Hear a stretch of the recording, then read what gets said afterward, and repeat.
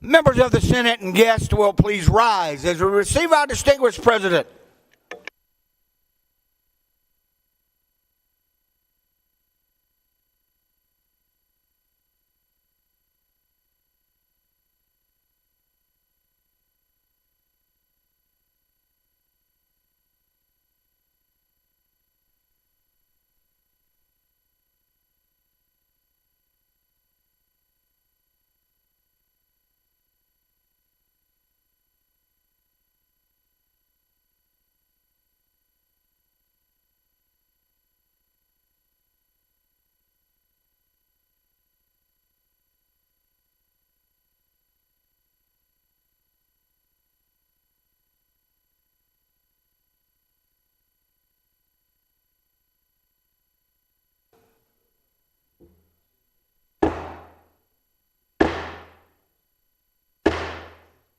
The Senate will please come to order. Members and guests will remain standing while we're led in our devotion by our wonderful chaplain, followed by the Pledge of Allegiance. Chaplain.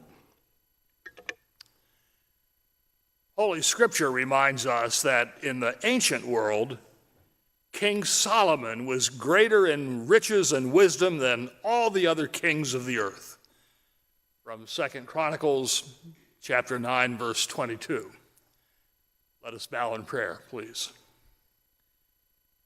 Truly, O glorious Lord, I feel confident that not any of us would be bold enough or arrogant enough to declare that we, like King Solomon of old, possessed his grandiose level of wisdom, much less his wealth. Still, hardly a day passes when we do not thank you, O Lord, for the collective wisdom and the profound wealth of talent that these senators and their staff aides all bring to their roles here in the Senate of South Carolina. And as these leaders together take on issue after issue and problem after problem, we all are indeed grateful that they share their gifts on behalf of everyone here in our state, striving unfailingly to conscientiously make life better for all. With grateful hearts, dear Lord, we so pray. Amen. I pledge allegiance to the flag of the United States of America, to the republic for which it stands, one nation, under God, indivisible, with liberty and justice for all. Please be seated. Senator from Cherokee, what purpose do you rise, sir? A request to call of the Senate. Call of the Senate's been requested, ordered, granted. Clerk will ring the bell.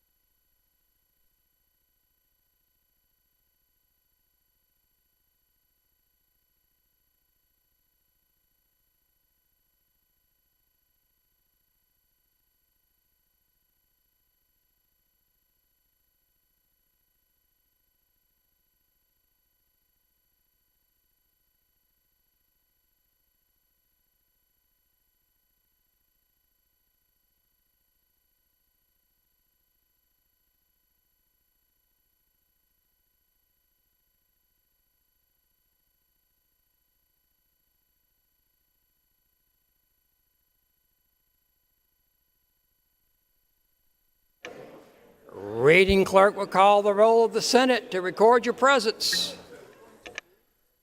Mr. Adams. Present. Mr. Alexander. Present. Mr. Allen. Is present. Mr. Bennett. Absent. Mr. Blackman. Mr. Blackman is present. Mr. Bright. Present. Mr. Campson. Mr. Campson is present. Mr. Cash. Mr. Cash is present. Mr. Chaplin is present. Mr. Clymer, present. Mr. Corbin. Mr. Corbin is present. Mr. Cromer. Mr. Cromer is present. Mr. Davis is present. Mrs. Devine is present. Mr. Elliott, present. Mr. Fernandez. Absent. Mr. Gambrell, present. Mr. Garrett, present. Mr. Goldfinch, present. Mr. Graham, absent. Mr. Grooms is present. Mr. Hembry, present. Mr. Hutto is present. Mr. Jackson is present. Mr. Johnson is present. Mr. Kennedy, absent. Mr. Kimbrell, absent. Mr. Lieber. Mr. Lieber is present. Mr. Martin has leave. Mr. Massey. Mr. Massey is present. Mrs. Matthews is present. Mr. Ott, absent. Mr. Peeler, present. Mr. Rankin is present. Mr. Rickenbaugh is present. Mr. Rice is present. Mr. Sabb is present. Mr. Stubbs is present. Mr. Sutton is present. Mr. Tedder, absent. Mr. Turner, present. Mr. Verdon, present. Mr. Walker. Mr. Walker is present. Mr. Williams, absent. Mr. Young. Mr. Young is present. Mr. Zell, absent. Senator Tedder is present. Other members wishing to record your vote, Senator from Richland, Senator Jackson. What purpose do you ask, sir? Mr. President, I have a unanimous consent request State your request. that we ask for leave for today for the Senator from Marion, Senator Williams. Without objection, the Senator from Marion, Senator Williams, will have leave for the day. Senator Graham is present. Senator Bennett is present. Senator Fernandez is present.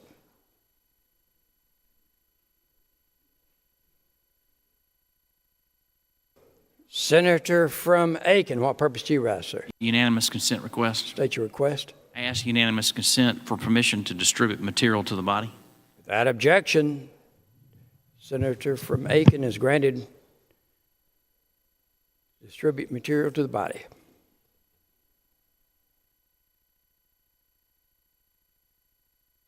Further members wishing to record your vote?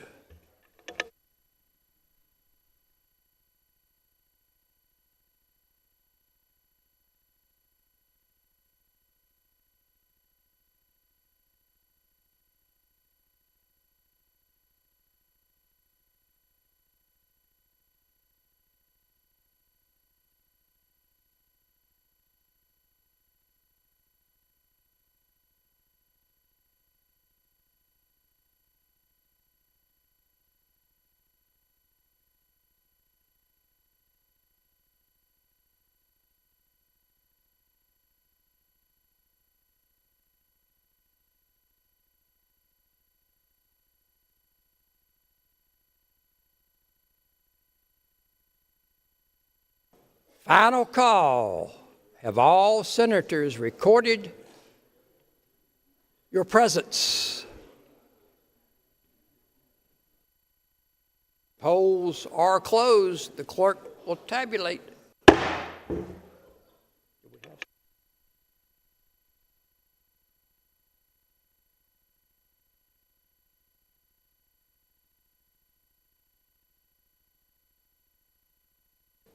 We have 40 members present. A quorum of the Senate is present. Senator from Cherokee, what purpose do you rise, sir? I have a motion. State your motion. Mr. President, I move that if and when the Senate adjourns today, that we will adjourn to meet at 2 p.m. tomorrow. Motion is that if and when the Senate adjourns today, we adjourn to meet at 2 p.m. tomorrow, Sunday. Roll call has been requested, more than 5 members.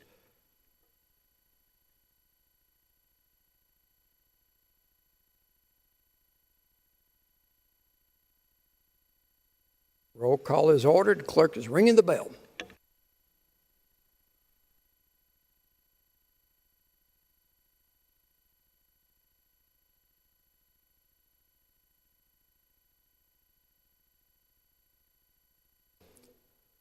Motion is that if and when the Senate adjourns today, would to meet to adjourn at 2 p.m. tomorrow, Sunday.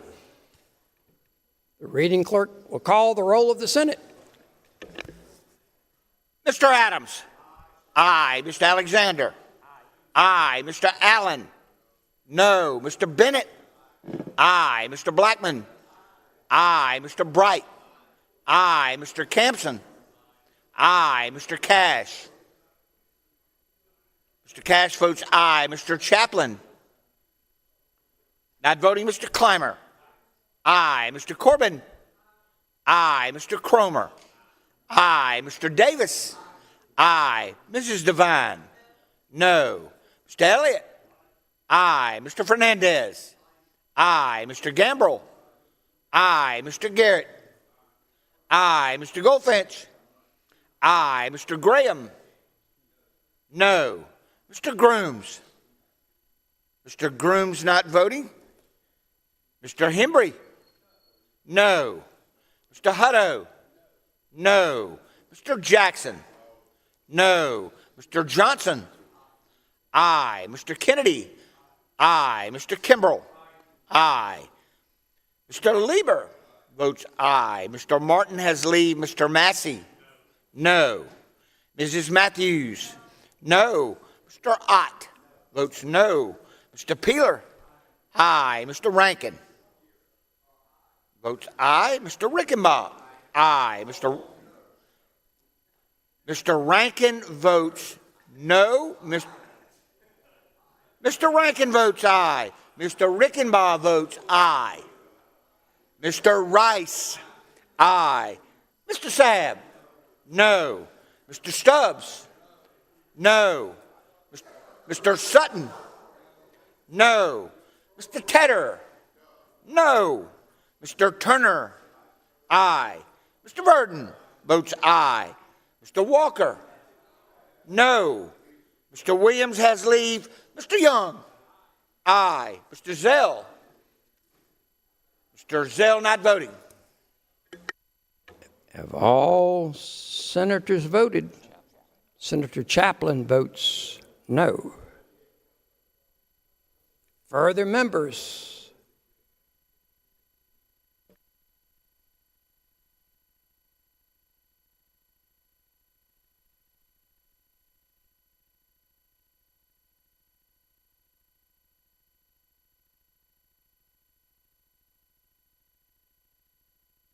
Senator Grooms votes aye. Further members? Senator from Richland, Senator Jackson, what purpose do you rise, sir? A unanimous consent for personal interest. After the roll call.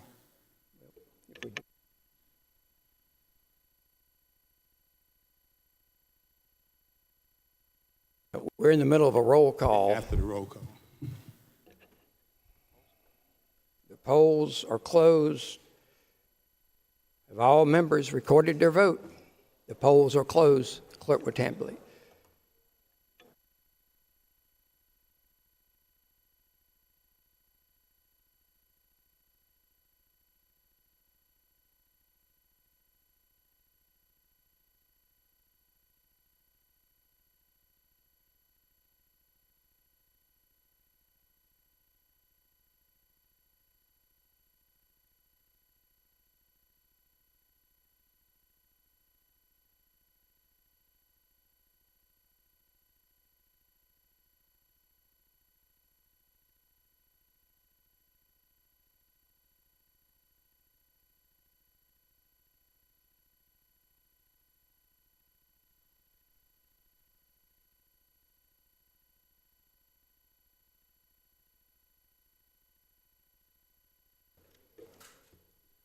By a vote of 28 to 15, the motion is adopted. The senator from Richland, Senator Jackson, is recognized for point of personal interest up to 5 minutes. Thank you, Mr. President, and to members of the Senate, and all due respect to my leader, Chairman of Finance, who I certainly do respect very highly. I just want to stand and just say what we've just decided to do. This is my 33rd year in the Senate. Senator from Horry and I came in together. Before we were here, the senator from Cherokee was here. Shortly, our president joined us, senator from Orangeburg. And in 33 years in the Senate, we have never been here on a Sunday. Now, let me tell you what has happened between those 33 years. We had a 1,000-year flood. We didn't come on a Sunday. We had the removal of we had a massacre in Charleston. We came, guess what? We did not come here on a Sunday. We've had droughts, to my friends that are farmers all across the country, in which our economy, in fact, in 2008, our economy literally began to tank. Senator from Charleston. We did not think it was necessary to come here on the Lord's Day. We waited. Tell me why we decided for the first time in my 33 years to come here on a Sunday to pick up at best one congressional seat, and at worst, a hyper-partisan activity and situation that we're doing. So I need you all to explain to me, because on this Sunday I have 3 services, one at 8, 11, and 2.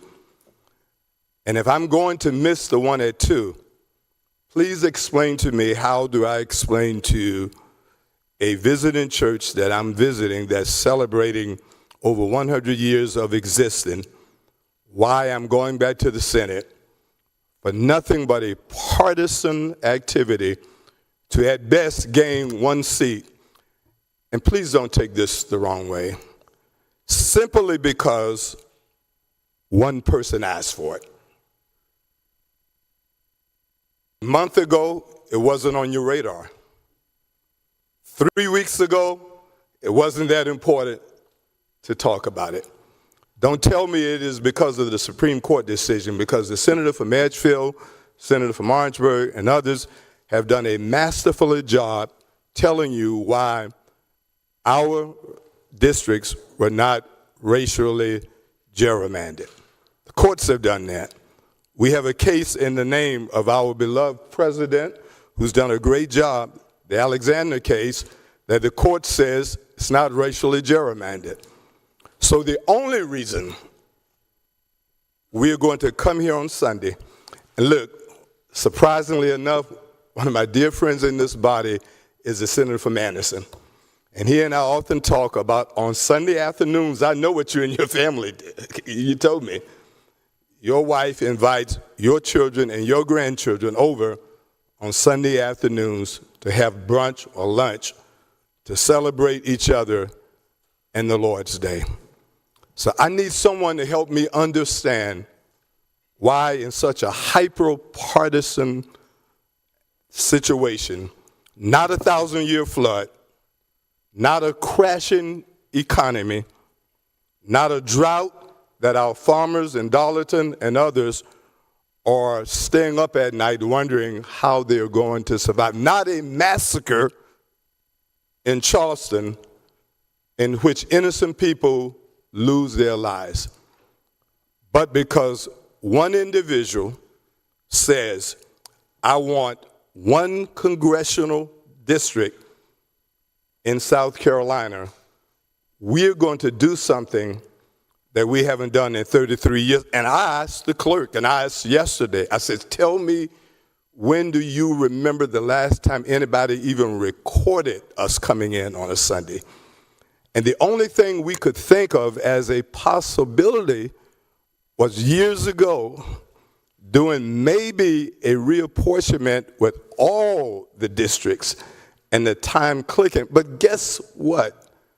That body, if I am not mistaken, probably were all Democrats. And it was led by super titan Democratic leaders whose names are on buildings on this campus right now. Guess what they were also doing in the chamber at that time? They could drink in the chamber. They could smoke cigars in the chamber, okay? They can do all kind of other things in the chamber, but we pride ourselves in becoming better. And yet, we've done something, and this really does bother me, because at the end of the day, if I can't explain it to a child and they understand why, if I can't go back and say, they ask me, not Senator Jackson, but Pastor Jackson, why are you going back to the State House today? If I can't explain it to them that it makes sense, why are we doing this? I hope you guys can live with yourselves. I hope you can look yourselves in the mirror.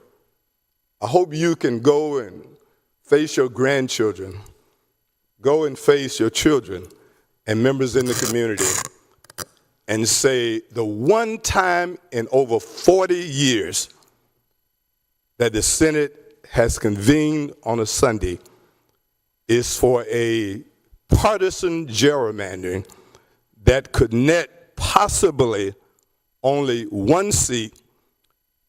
Does anyone in here think Congress is going to be won and lost by one seat?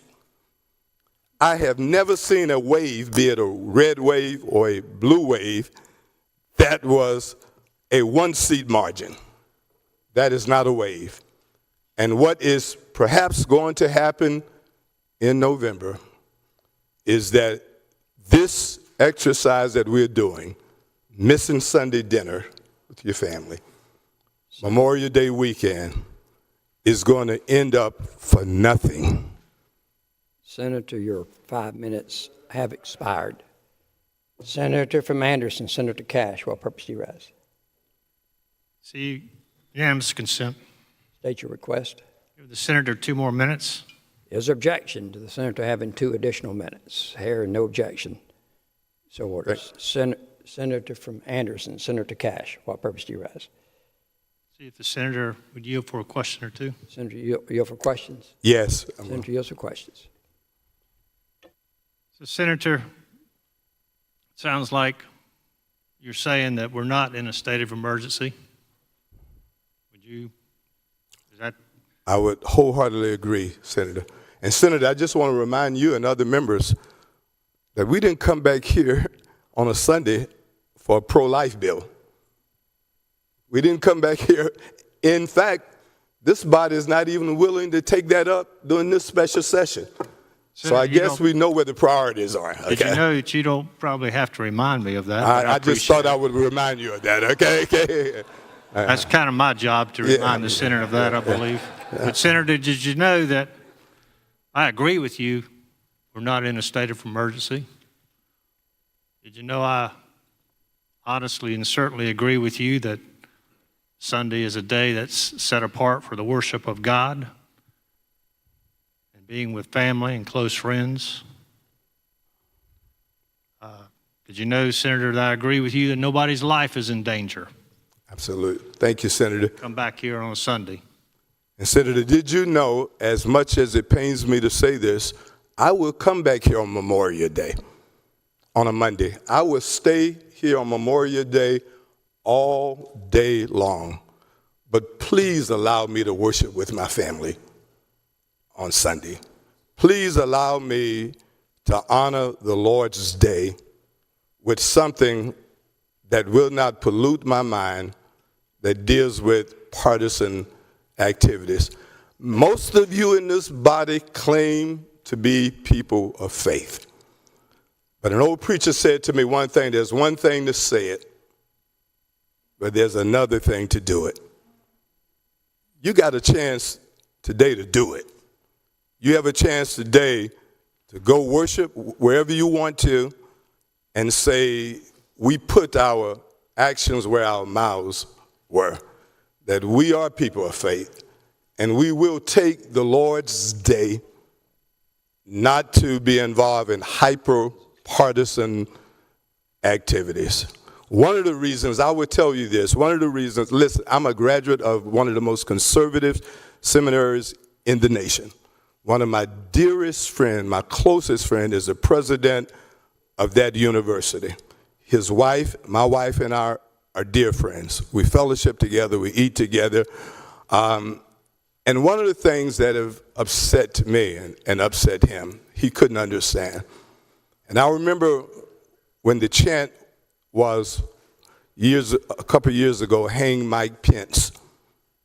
He called me with tears in his eyes. And he said to me, I don't recognize this nation anymore.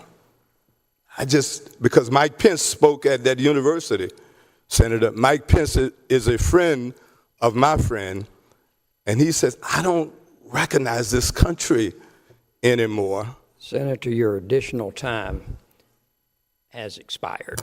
Mr. President, members of the Senate, thank you very much. I hope before today is over, we will reconsider that, and we will remember the Lord's Day, and at least tomorrow, keep it sacred. Okay. Mr. President. Senator from Anderson, Senator Cash, what purpose do you ask? Unanimous consent request. State your request. The words of the senator be recorded in the journal. Is there objection to the unanimous consent request and the words of the senator from Richland, Senator Jackson, being placed in the journal? Hearing no objection, so ordered. Senator from Charleston, Senator Tedder, what purpose do you ask? Unanimous consent to give the senator 3 more minutes.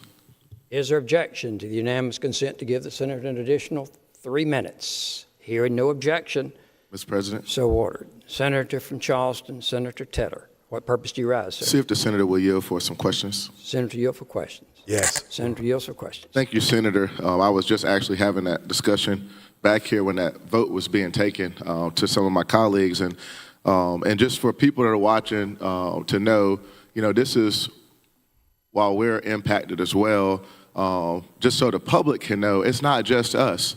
We're an elected body. However, we have legislative staff who didn't ask to be here. We have custodial staff that will have to be here, Senate staff, security. They have families and children as well. This is a holiday weekend that they had to cancel their thing. So more so about them and having them miss their places of worship tomorrow and their holiday weekends to be here with us, not because they want to, not because majority of us want to, but because one person wants to be here.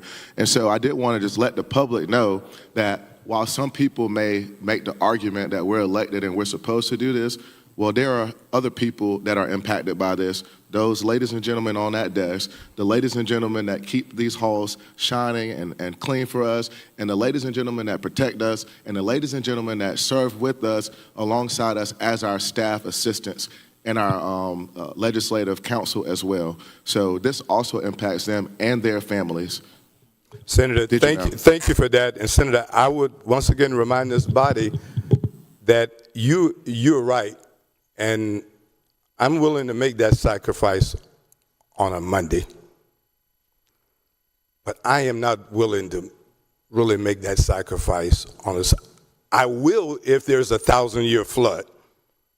I'm willing to come back on a Sunday. I will give up my pulpit to come back to save the farmers in Darlington County if that's why we were coming back here today, to do this. I even think, and some of my Democratic friends may not agree with me, but I think issues like life may be important enough to come back here to have that kind of debate.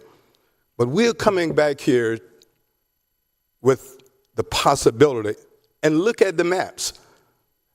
There is a strong possibility that you're not even going to pick up a seat.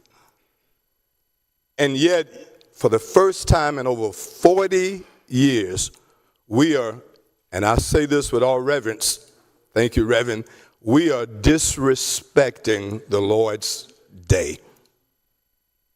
And my question to all of you is, for what? I'll leave you with this. You've heard me say it over again. One of the things that my father said to me when I was elected, because he was concerned as a person of faith that I would get up here and perhaps lose my faith over my politics. And he just said to me, son, just remember, some victories will cost too much. And he says, you must be willing to lose some things to hold on to your principles.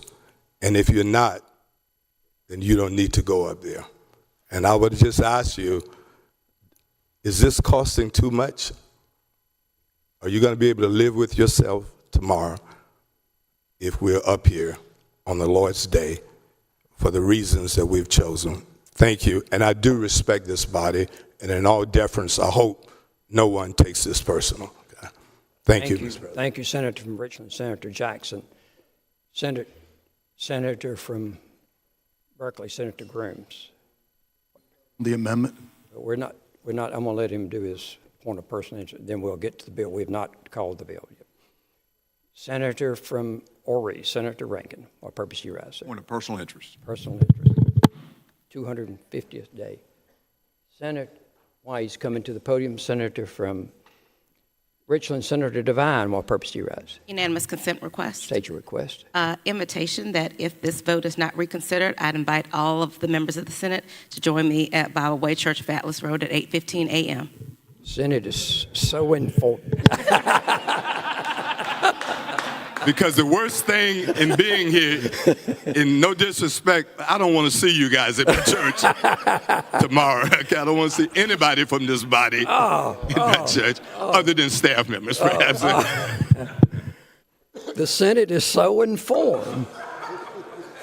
I was hoping to come worship with you, but I guess Senator from Ori, Senator Rankin is recognized on a point of personal interest. Can I make a unanimous consent request from the well, Mr. President?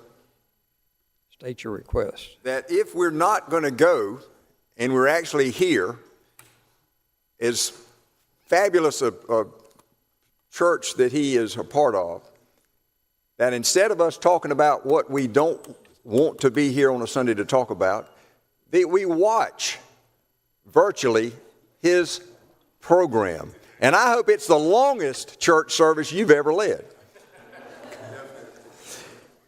So, ladies and gentlemen of the Senate, yet again I follow in the wake of the words of the wise and deeply soulfully and spiritually gifted friend, Darrell Jackson, preacher, reverend, mentor, and friend.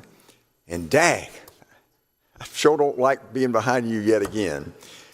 But my point of rising is to address what we have been celebrating these days of this session, and that being the revolutionary South Carolina visit SC 250 and the effort that Senator Bennett from Dorchester has led with each of you speaking at various turns to what South Carolina's role, our fingerprints, our contribution to our success in the Revolutionary War.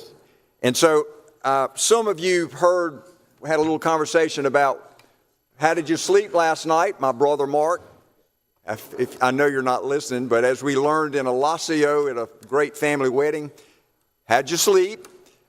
With my friends, I said, I woke up at 3:17 this morning, and what did I do? But I decided to pull a book that I've read before by David McCullough about John Adams, and I started flipping through it and remembering the great story of two titans of polar extremes, perhaps, and that being Thomas Jefferson and John Adams. And the story is beautifully told. Again, you've heard of David McCullough. He has got a great voice and a great hand and a great pen at writing. And he teases out the history of these two folks as they are leading our country to independence and leading our country effectively past the revolution, which some might suggest, maybe without hyperbole, that we're in the midst of today. Maybe with hyperbole. Senator from Charleston, Senator Campson, what purpose do you rise? Just want to be recognized when the senator is done. Well, I'm not. If I cut my time in half, Mr. President, which will be hard, but I would yield my half to the senator from Charleston if that's possible.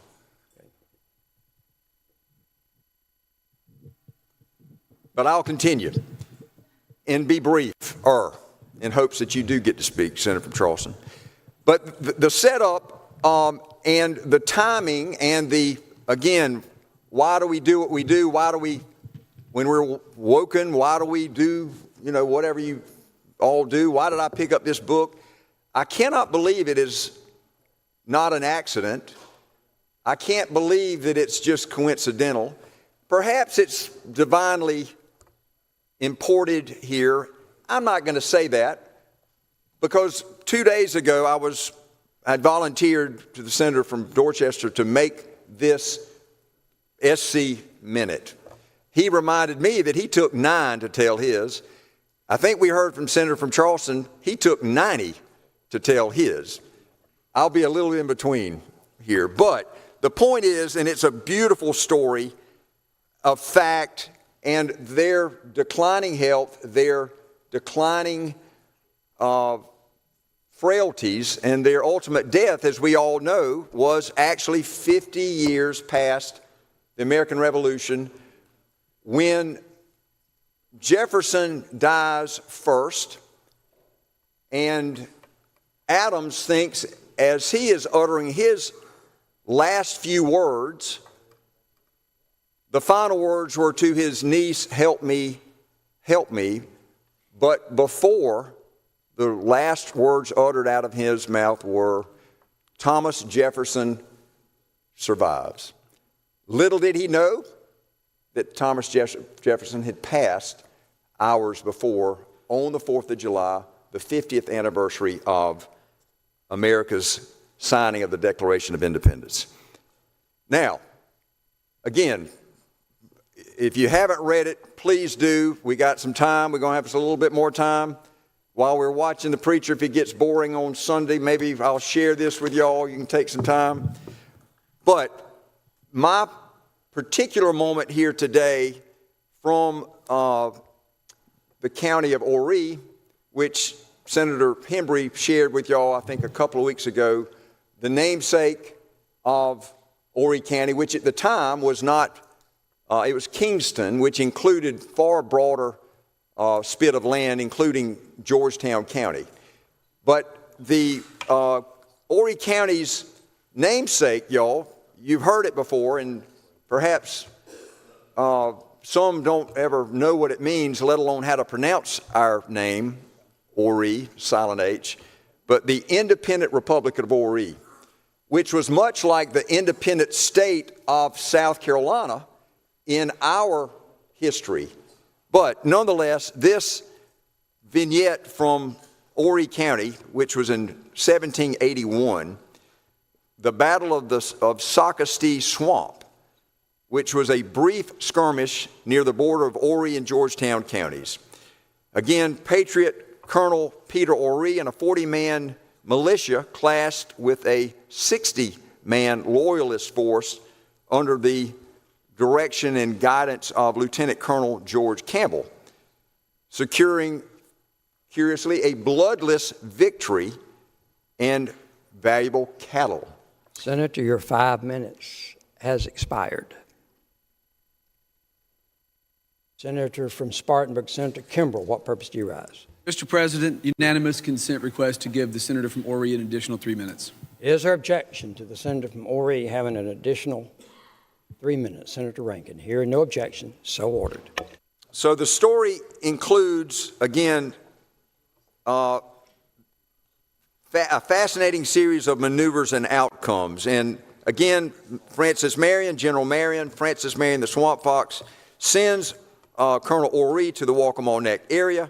His mission was to stop the Loyalists from butchering and rounding up the cattle to feed the British garrison in Georgetown. And so while Colonel Horry's men is making their way there, the Loyalists initially capture a 6-man American guard, but then they were quickly escaped. They got out. They retreated when Colonel Oree's main force opened fire, causing the Loyalists to temporarily flee. When they regrouped and charged back, Oree ordered his men into a nearby swamp. And fearing an ambush in the low country wilderness, the British forces retreated, chose not to pursue them further. And so while this uniquely was a bloodless skirmish, it demonstrated just how smart and crafty the Patriot forces were under General Swamp Fox Francis Marion's leadership and Colonel Peter Oree, because that's disrupted our supply chains, or theirs, while using our swamps as a tactical cover. That, folks, is the vignette. I want to close with this, and I want to hearken back to the book.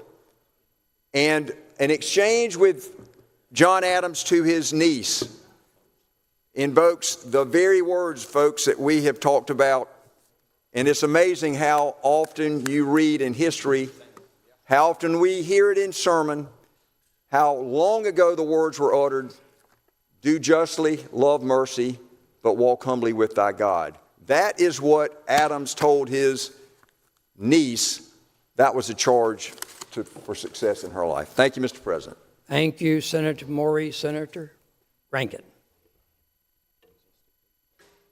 That brings us to page 1, H 5683, amendments on the desk. The reading clerk will publish the amendment. Amendment number 8 by Senator Hutto has been previously proposed. Amends the bill, adds appropriate numbered sections to read. Senator from Charleston, Senator Campson, what purpose do you rise, sir? Heard on the amendment. You're recognized on the amendment.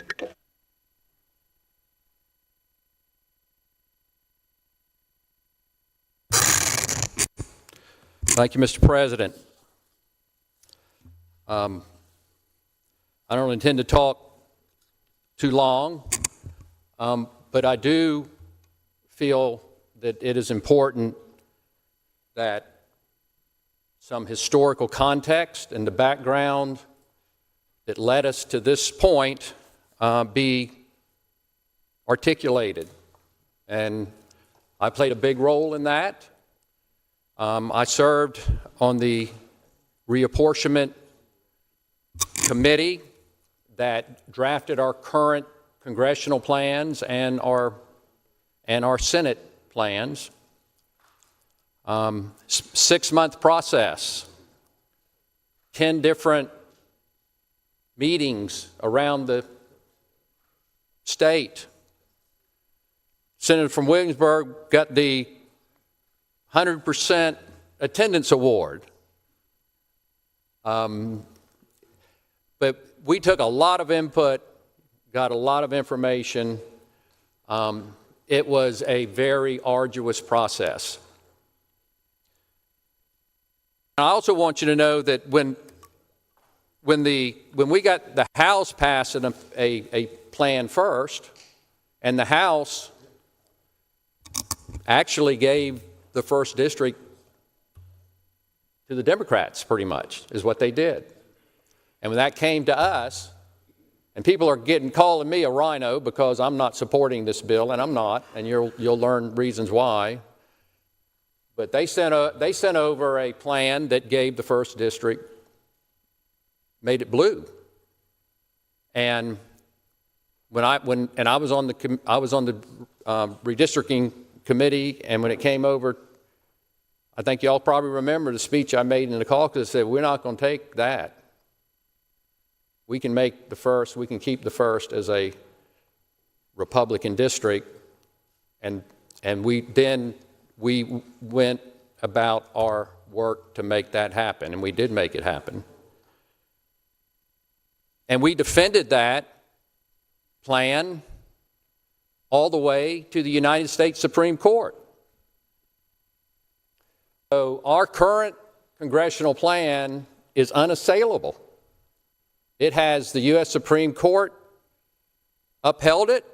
We had litigation in the state court, and I'm going to talk about that in pretty great detail too, because I think it's pretty clear that court has already signaled if we pass the plan that is before us now, they will enjoin it. They signaled that already. And I'll get to that later. But and also, one thing that's really bothered me, y'all know that I think, and all of us know, that the structure of government is really, really important. In fact, the structure of government is what keeps us from becoming it preserves our liberty, because the framers in their wisdom, they understood that human beings were fallen, sinful, and capable of great evil and great mischief. And therefore, they needed to have government to restrain them, but government itself needed to be restrained. And in their wisdom, what they did in order to have government restrain itself was diffuse and divide the political power and not concentrate it like other states have done. Like the only difference between the Soviet Union and us is the separation of powers doctrine.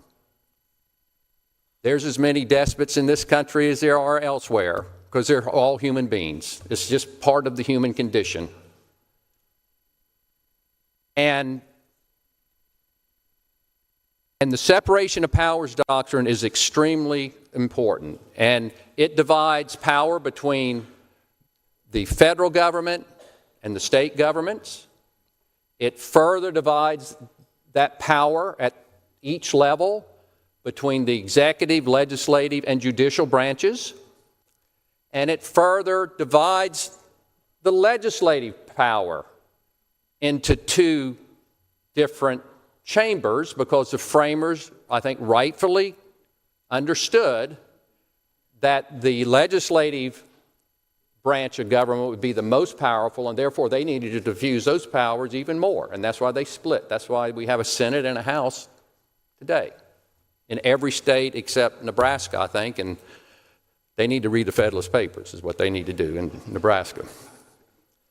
And that's the vision. And that is not just the vision. It is really what preserves liberty. And I'm going to quote in the Federalist Papers, Federalist 51, I think, is my favorite probably. James Madison, arguably the father of our Constitution, talking about why they separated the powers between the federal and the state governments, why they separated the powers in the federal and the state government further with the three different branches at each level. Why did they do that? And this is what they said, this is what Madison said, Federalist 51. Ambition must be made to counteract ambition. The interest of the man or the woman must be connected with the constitutional rights of the place. Meaning that when you divide government, the different branches of government will be jealous for their power. Why did they assume that? Because it's been their experience. It's all of us' experience. This is human nature. And so you divide this power, but you also, it's important that they be connected to the constitutional rights of the place, meaning they need to be stewards of the political power that's given to them. Every branch needs to do that, or the whole country, the whole system doesn't work. I think largely Congress has not worked because it has abdicated this responsibility by and large, and that's a real problem. But it's really important that we assert our power, not that we try to get power that we shouldn't have. We do that sometimes, and you know what? The Constitution slaps us down. That's what's great about this country. Slap us down when we do that. And let me tell you, there is a provision in the Constitution, there's a provision in the Constitution that gives to us control over the elections. It's the time, place, and manner. The time, place, and manner of elections are given to the states. This is our responsibility. Whatever decision we're making today, it's not the governor's responsibility. It's not the Supreme Court's, the South Carolina Supreme Court responsibility. It's not the president's responsibility. It's not the U.S. Supreme Court. It's not U.S. Congress. It's us. Like Madison said, the interest of the man must be connected with the constitutional rights of the place. And if we are not, what he's saying, if you don't defend the rights that you have under the Constitution, our system of government ceases to work properly. It works, but it doesn't work properly. This is our responsibility. It's not from D.C., it's not from our court across the street, the South Carolina Supreme Court. It's not the governor. It's us. It's our responsibility. And we should not abdicate that responsibility to anyone. Madison goes on further. Why do we divide this power? He said, what is government itself? I think this is the best statement in the whole Federalist Papers. But what is government itself but the greatest of all reflections upon human nature? If men were angels, no government would be necessary. If angels were to govern men, neither external nor internal controls on government would be necessary. So in framing a government which is to be administrated by men over men, the great difficulty lies in this. First, you must enable the government to control the governed. This is the most important part. And in the next place, oblige the government to control itself. And that is the separation of powers. And it's like, I use this analogy, it's like putting 3 crabs in a bucket. Y'all have heard me say that before. But it is like putting 3 crabs in a bucket. What happens when you put 3 crabs in a bucket? Inevitably, one starts to crawl out. And what happens? The other 2 crabs grab them and pull them down and hold them down. That is an analogy to what the separation powers is about. The crabs are the 3 different branches of government. At our level, at the state level, same thing at the federal level. Reach them up, they get out of hand, pull them down. And you got to have those who serve in those in the executive branch, in the judicial branch, in the legislative branch. They need to be jealous for their power. And that's the only way the country works, because the framers, their presupposition is men are capable of great good and they're capable of great evil. And so what do you do with a creature like that? You create institutions that promote the good and restrain the evil and contain the evil. And that's what the framers did in their wisdom. The Senate will be in order as the senator from Charleston, Senator Campson, has the floor on the amendment. Thank you, Mr. President. And thank you to the members for assisting. Senator from Charleston. Thank you. And so it's really important that we have a role to play here, a very important role. We actually control it. The Elections Clause of the Federal Constitution, we have a corollary provision in our state constitution. We're the ones who control elections. We're the ones who make decisions. Are we going to do reapportionment, and when are we going to do it? And if we abdicate that to another entity, we do our state and our citizens a great disservice.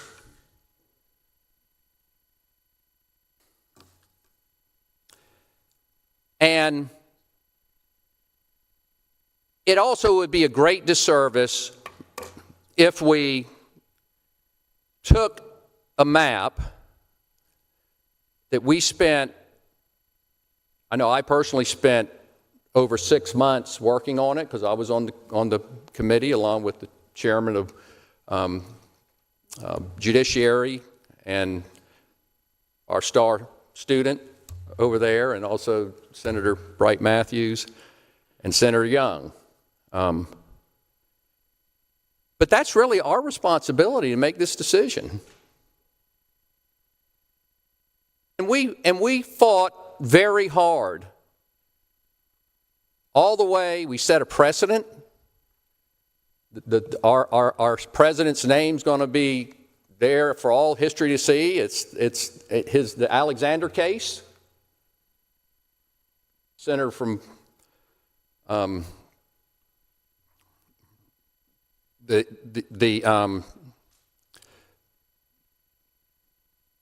in that case, what we did, we went all the way to the U.S. Supreme Court and we won a precedent, and the precedent is our current congressional plan. And for us to just throw that away, we spent millions of dollars doing that too, multiple millions of dollars. Just to throw that out means that we're then running bare. We could be sued. The court could strike this down. They would strike it down because the process, there is a process that you need to go through to do a reapportionment plan. It took us 6 months, more than 6 months to do it right.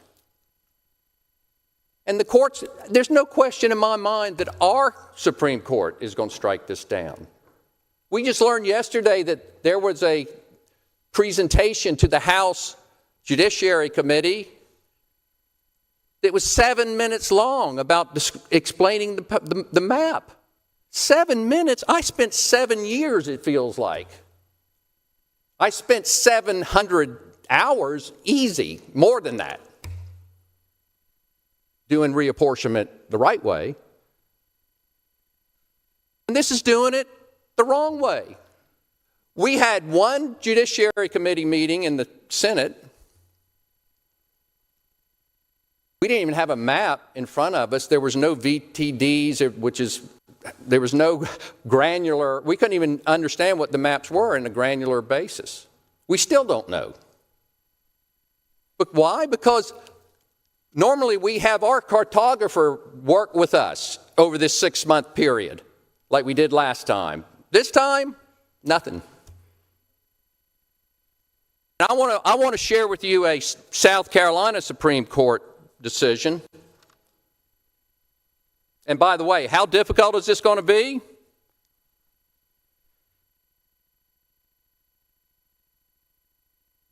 Using the 2020 census, which is off because there's been a lot of growth, approximately 2 million South Carolinians will be placed in new congressional districts. 2 million.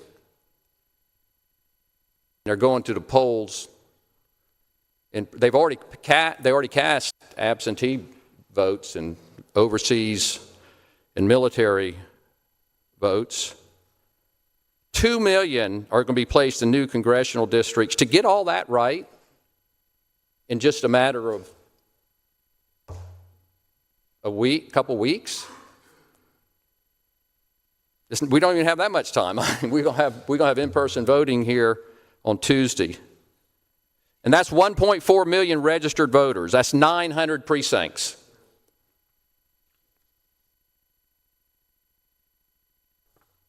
Now, why am I convinced? And so, why am I convinced that our state Supreme Court will strike this down? It'll be because of the process. And the outcome, too, really. Because I'm going to read parts of Justice Kittredge's and Justice Hill's opinion. Chief Justice Kittredge. And this was in the in the South Carolina case brought by the League of Women Voters against our reapportionment plan, our current plan, our current congressional plan. And the court upheld it. It's a very good opinion. Justice James was the primary author, but this is Justice Kittredge and Hill's concurring opinion. I have no hesitation in concurring with the majority opinion. I do, however, read the court's decision as creating I do not, however, treat the court's decision as creating a categorical rule that all future claims of excessive partisan gerrymandering are beyond judicial review. I construe today's decision as cautious judicial deference, not indifference. It remains conceivable that a future challenge may present more fully developed constitutional violations with a discernible nexus to manageable judicial standards, thereby warranting judicial intervention. And in a footnote, to its credit, this was important to the court. In a footnote, they say, to its credit, the South Carolina legislature has drawn our congressional district lines to virtually ensure the current minority political party has representation in Congress, unlike other states. Well, we're about to get like other states, is what we're about to do, which means we're about to upset that very cautious deference that Justice Kittredge, who in my mind is the greatest conservative, very conservative, for those who don't know, conservative in the right way. He's a conservative jurist, not an activist. He doesn't speak idle words. He's made it pretty clear when he looks at the lack of normal process.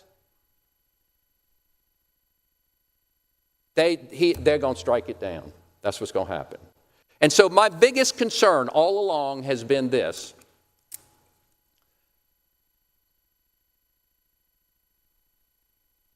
I personally spent, and many others spent, a lot of our time, effort. I would love to be doing a lot of other things and sitting and getting deposed by the NAACP and the ACLU. But I did that for hours upon hours upon hours. And we won. We won. We set a precedent. After the Rucho decision that said political gerrymandering is constitutional, it's always happened, it's always been there, but racial gerrymandering is not. But I told the staff, don't you ever tell me racial numbers of anything during this whole process. You just tell me political numbers. And the ACLU lawyers, the NAACP, they were so upset. Campson had to have known this, and every staffer said, nope. He told us from the beginning, don't tell us the racial numbers, just tell us the political numbers. And that's how we won, because I took that position, and so did the chairman of the judiciary from Ori, and all of us, and we won. But this is going to be. The state Supreme Court's going to strike it down. I'll bet y'all a lot. I'm not a betting man. You know, where's Senator Ott? He knows that. Where is he? I'm not a betting man, but if I were, I'd put all my money on Kittredge and Hill, and all they need is one other justice and strike it down. And that's my greatest concern is we have a signed, sealed, delivered, unassailable congressional plan, congressional districts. They're unassailable. And we just are about to pass something that will be the most assailable, the most the most egregious, because there's nothing to it. I don't even know who drew these maps. I hadn't talked to anyone who drew the maps. How many hours did I spend in the map room when we're doing real reapportionment the way it's supposed to be? Hundreds, many hundreds. Nothing. We didn't even have a map when we had our Judiciary Committee hearing. Didn't have a map room for anyone to go and look, for the public to look. I implore y'all, don't throw this away.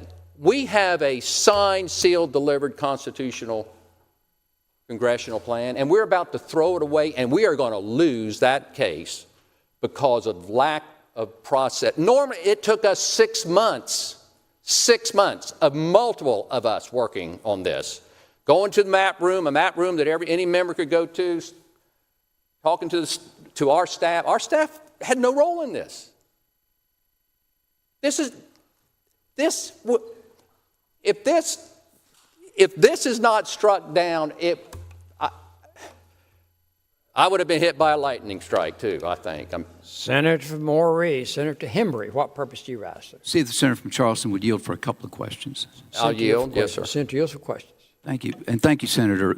We were talking about the process of going through these, the litigation involving the two Alexander cases, one to the U.S. Supreme Court, one to the state Supreme Court. You've talked about that.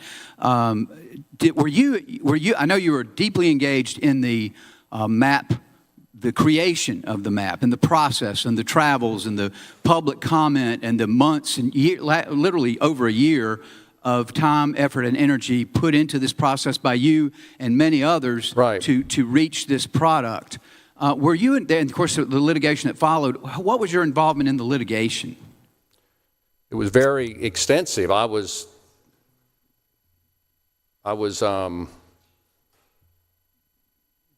prime target for the plaintiffs for sure.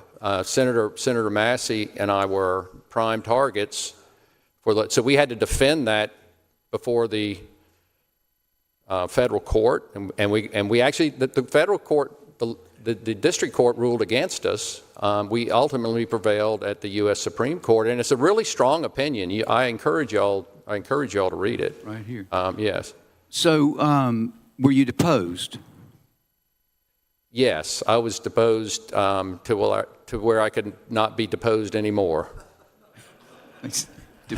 Deposed. Or I was going to depose them. Did you cite the Federalist Papers at any point during your deposition? Okay. Yes, of course. I did. We all know the answer to that, Senator. I'll withdraw that question. And I believe Senator Massey was deposed as well. Yes. As well as other witnesses. Do you know? Could you ballpark how many witnesses were called to offer testimony about the process and the validity of the map? Yeah, there were members of our staff deposed, and the plaintiffs' attorneys really wanted those guys had to have looked at the racial numbers. They were trying to get that out of the staff as best they could, and the staff said no. They told us from the beginning we're not going to take a look at that, and we didn't look at that at all. And we've got a state cartographer? Or one that works for us? We have a state cartographer who is outstanding, and he worked, I can't tell you how many hours. I mean, he probably worked, if we paid him overtime, I think we'd have broke the millions the fist, more. the state would have been fist millions would have more been in litigation. Broken. Right. Yeah, we'd have gone into bankruptcy. And along with other witnesses, but was he what you would call an essential witness in this litigation? Very, very essential. A cartographer is someone who knows the maps, who can manipulate the maps, not manipulate, but get anything you want about the maps. Interpret the data and getting the data, right. The profile of people living there and that type of thing. The voting records and. So was he, in addition to being deposed as a witness, was he called as a witness at any point in this litigation? Yes. And so what has been his involvement in the I'm trying to. I guess it's the Rankin. It's the Luke Rankin from the House map. It's not the Luke Rankin from the Senate map, but the House map. Was he involved in the drafting, the preparation, the study on that map? This is not.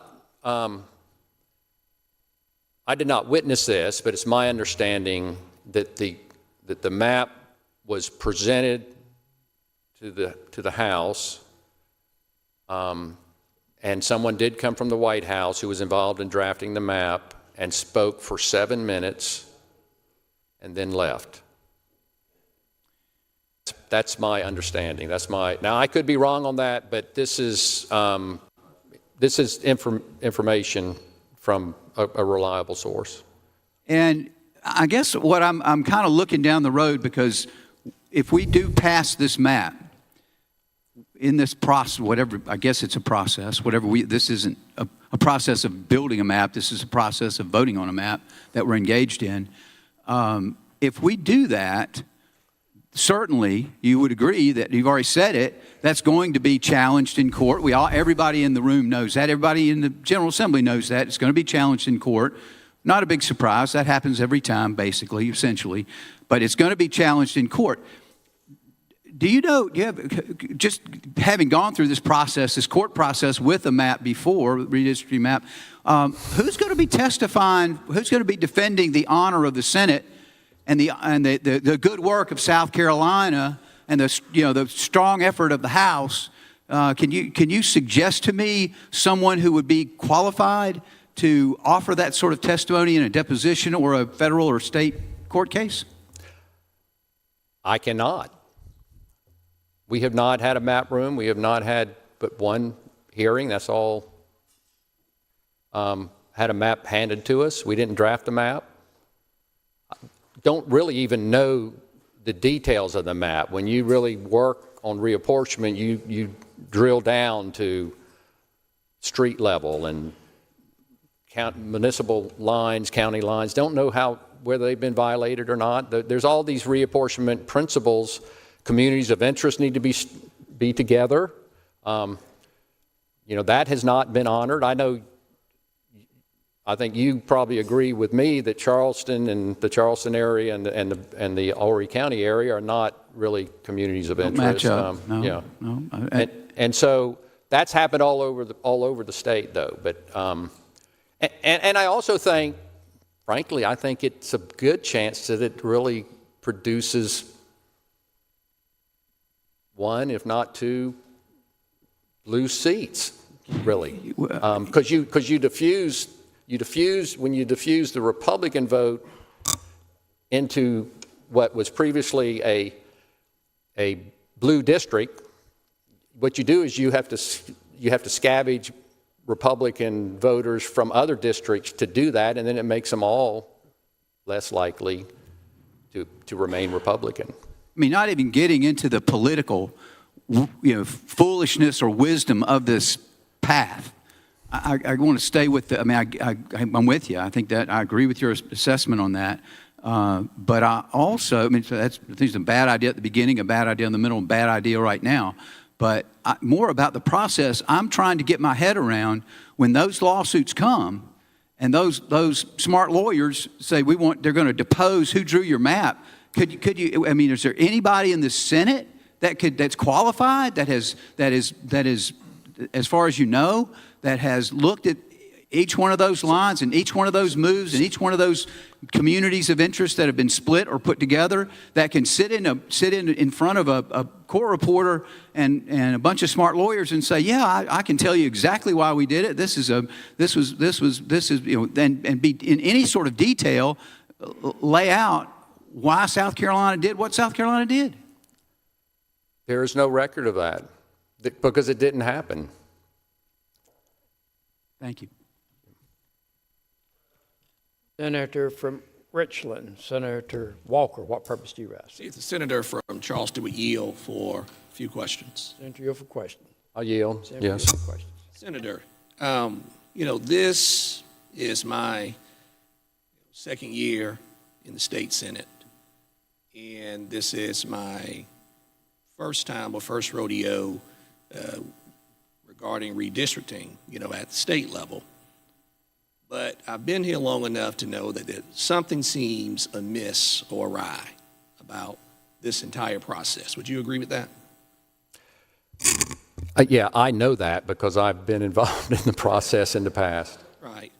And again, just in my short time here and getting educated on the way redistricting has worked as far as with this body, typically we have a subcommittee for redistricting, right?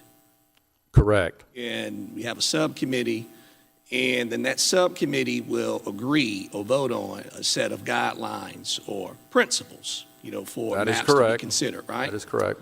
And for any maps that are developed outside of this body or outside of the Senate, whoever the party is responsible for that map or maps have to submit their name and contact information as well, right? Correct.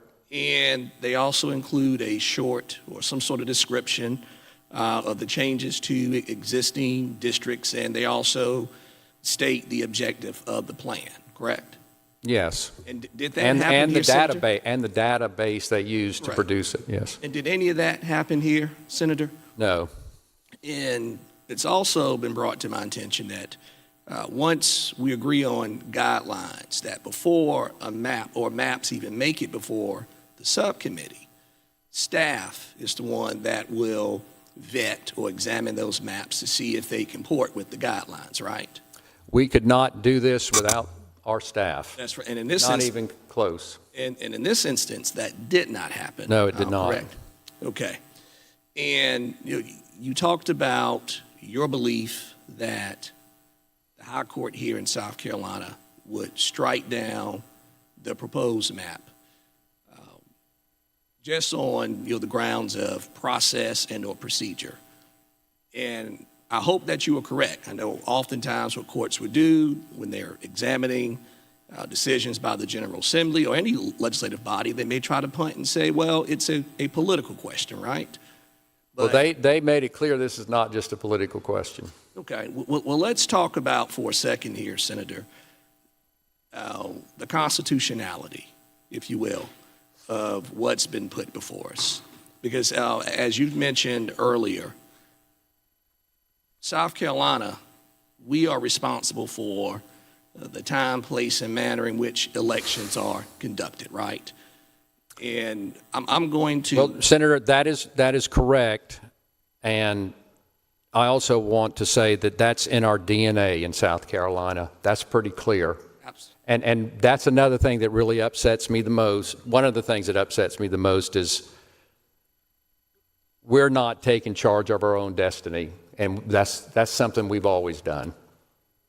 And Senator, I'm going to reference a pertinent part of our state constitution, specifically is Article 2, Section 10. And again, this is an impertinent part, but it says, enact other provisions necessary to the fulfillment and integrity of the election process. Assuming that we adopt this map and it goes into effect, can we say that this body has enacted provisions that would be necessary to the fulfillment and the integrity of the upcoming elections, assuming that, again, it is this map that is in effect? I'm aware of that provision, and I would say no. And Senator, also, I'm going to just point to, again, in pertinent part, Article 1, Section 5. And it just, of our state constitution, every inhabitant of this state possessing the qualifications provided for in this constitution shall have an equal right to elect officers and be elected to office. If we are changing the congressional districts this close to an election, do you have concerns that folks who are running for office, for instance, would have the equal right to be elected to office? Especially based on some of the testimony that we heard, at the full committee level. I mean, I certainly do. We've already had, I think, 4,000 UOCAVA votes cast. and that's probably dated. It's probably more than that. And we would be basically annulling, while the election is actually going on, we would be annulling that election if the bill passes. You have members who are running for Congress who are going to be in different congressional districts than they've raised money in and spent money in. And I'm not happy. I mean, I'm really concerned about all of that, for sure. It would, and people would be confused. And that's why I say, just reading Judge Kistridge and Hill's concurring opinion in that case, I just can't imagine them not taking action on it. And you don't know the court. You don't know what the court's going to do. You know that. I know that. We all know that. But they did make it pretty clear that what we did, when we did reapportion, we did it the right way. But if you do something the wrong way, we're not giving you liberty to do that. And Senator, I'm going to make one final reference to our state constitution. This is Article 7, Section 13. And it says the General Assembly may at any time arrange the various counties into judicial circuits and into congressional districts, including the county of Saluda, as it may deem wise and proper. Do you believe, or at least do you have concerns, that what we are doing here, the manner in which we have approached this process, has it been wise, has it been proper, has it been judicious, or even prudent?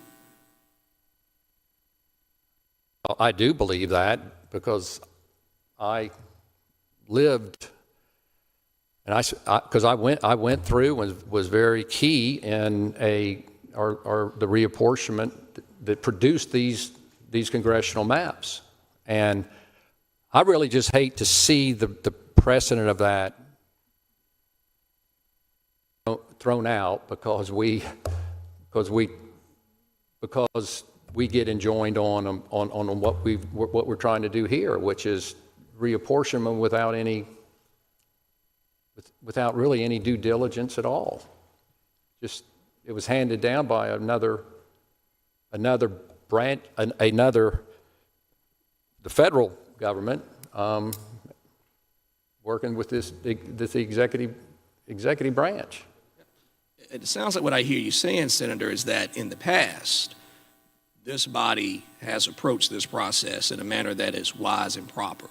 But what is being asked of us now, especially with this truncated period that we have on our hands, that not so much this time around, right?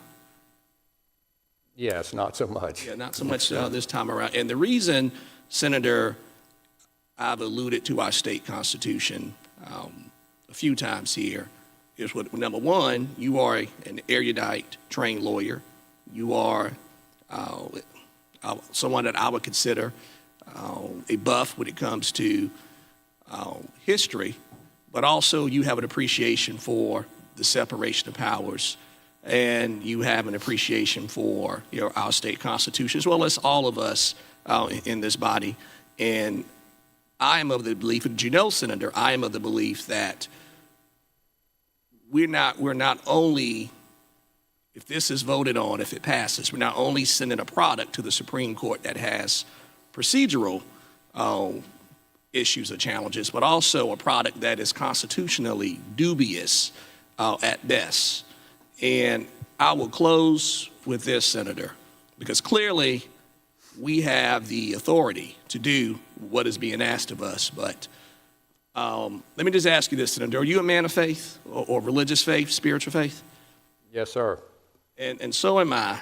And one of my favorite characters from the Bible is the Apostle Paul. I think he wrote at least half of the New Testament. And there's a scripture, 1 Corinthians 10:23, that says that all things that are lawful unto me are not expedient. Here in South Carolina, we have the authority to do this. It will be lawful to do it, but I don't think it's expedient or in the best interest of the people of South Carolina. Thank you, Senator. Thank you.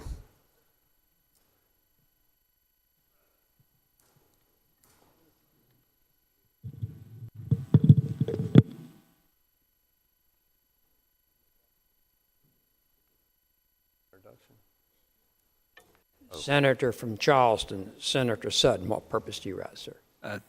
Make unanimous consent request State your with the request. Senator for Charleston holding the floor. I'd like to do a brief introduction.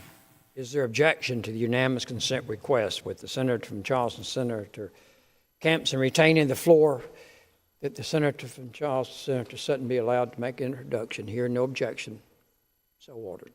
Senator from Charleston, Senator Sutton is recognized for introduction.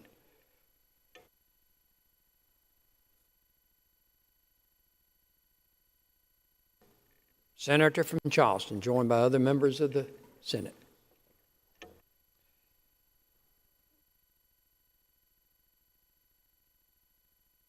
Thank you, Mr. President.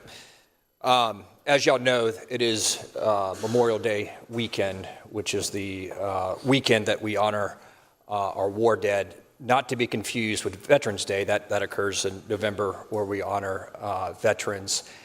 So also always is important to make that clear distinction here. We do have a group of veterans that are with us today, and obviously they're paying attention to what we're discussing here the last couple of days, particularly today, also in this very historic session. It is, as you heard earlier, incredibly rare, if it's never happened before, that we're in session on Memorial Day weekend. But I want to honor these folks. Obviously, there's concern here about what we potentially may be doing shortly towards military members that have already voted in this election overseas, that have already submitted their ballots. But wanted to honor the veterans that have taken time out of Memorial Day weekend to come here and observe these proceedings. So please stand as I call your name, and I'll apologize if I mispronounce any names here. But we have Wade Fulmer, a Vietnam veteran from Richland, who gave us fantastic testimony Wednesday night. Christopher Hemsel, a colonel, also from Richland County, another great, fantastic, I love that Army shirt, by the way, too, testimony Wednesday. Samuel Gibbons, a sergeant from Lexington County. Frank Sobata, Petty Officer First Class from Lexington County. Glenn Davis, who is a military spouse and a mother. Richard Kemp from Richland, who served in the Army. Thomas Riggs, a Master Sergeant in the Army from Sumter. Michael Davey, a colonel, also from Sumter. Lenore Jackson, a Master Sergeant in the United States Air Force, go Air Force, from Sumter. John Morgan, a colonel, also from Sumter. Edie Morgan, a colonel, Richland County. Miramar Houston, Army Major, Richland County.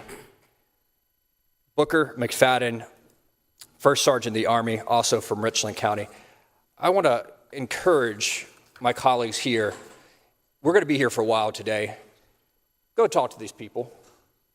Hear from them directly about what we're considering right now in this body, that on Memorial Day weekend, we are looking at the possibility of taking military votes and casting them aside and saying, your vote in this congressional race does not count, has been invalidated. Oh, by the way, while you're serving overseas, we changed your congressional district that you live in.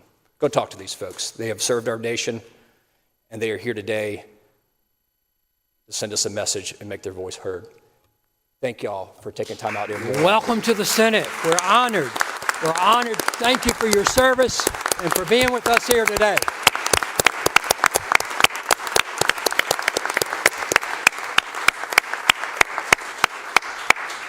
Thank you, Senator from Charleston, Senator Sutton, and others that joined him. Senator from Charleston, Senator Campson, continues to have the floor.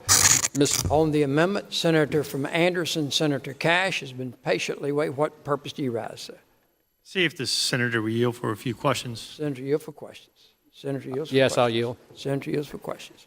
Did you know, Senator, that I have heard more about the Federalist Papers from you than I have from the rest of my entire life put together? I'm sorry for that.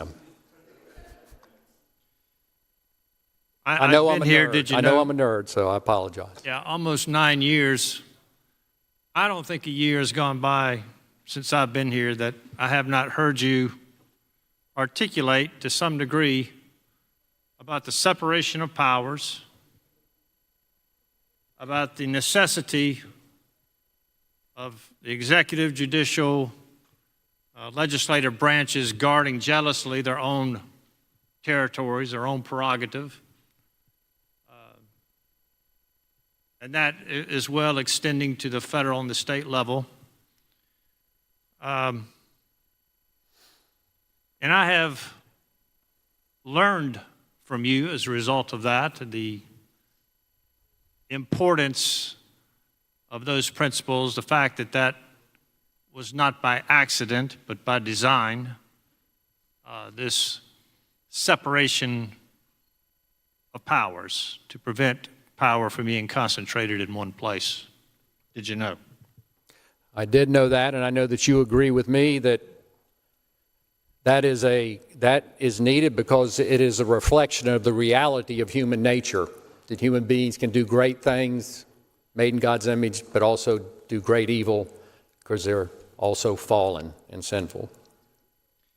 I rise today, Senator, for a few purposes. One, there's people watching this who've not watched the South Carolina Senate before, who don't know the various senators, and probably don't know that these principles are not something you stumbled on a week or two ago. They're not things that you have not stood by and articulated the entire time I've been here, the 9 years I've been here. And really, Senator, I just rise to let the world know that you have been a picture of integrity in this controversy when it comes to matching up the words that you have offered over the years about federalism and the separation of powers and the actions that you have taken over the past few weeks that align consistently and perfectly with what you have espoused to this chamber for years. So, you know, Senator, I have deep respect for the integrity that someone who is in private what they are in public. I have deep respect for people whose words match their actions when the heat is on, when it's really tested. And so I just want you to know that even though I have cast some votes that are different and might cast some more that are different, that I have the highest regard for your integrity in this process and respect your views and the points that you have laid down in this chamber for year after year that are now under the microscope. Thank you, Senator. Well, Senator, I'm almost speechless. I appreciate that. And that is the way I am operating. I can't help myself. Many have suggested you need to help yourself, but I can do no other. Thank you. Mr. President, this consent request. State your request. The words of the senator from Charleston be recorded in the journal. Is there objection to the unanimous consent request that the words from the senator from Charleston be printed in the journal? Here, no objection, so ordered. Senator from Edgefield, what purpose do you rise, sir? Mr. President, I want to see if the senator would yield for 4 questions. I don't think they'll take me very long, but just 4 questions. Senator, yield for questions. I'll yield. 4 questions. Senator yields for questions. Senator, did you know that the proposed map references precinct boundaries in the Charleston County area that no that are different from the existing precinct boundaries. Did you know that? I didn't know that.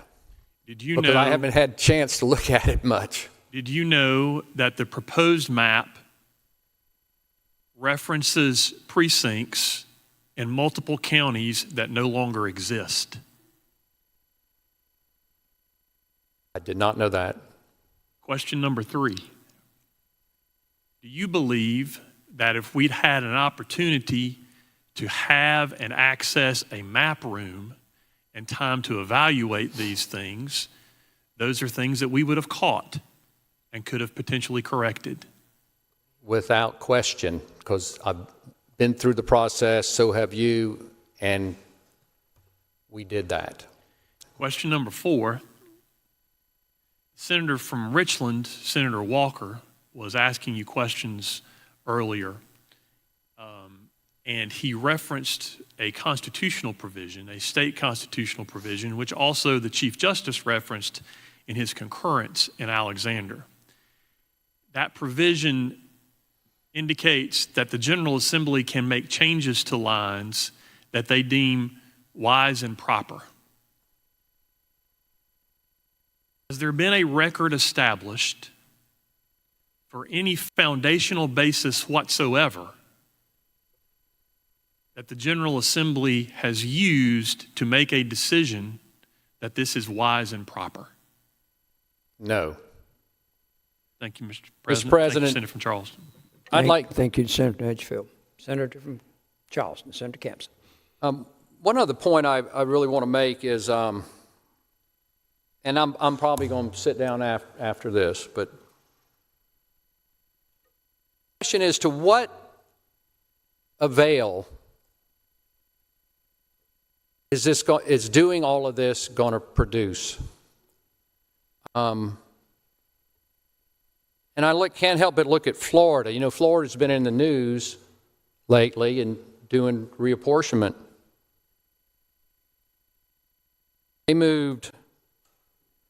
They have 28 congressional districts. Boy, Florida's really grown. I'm glad they're growing down there. Not as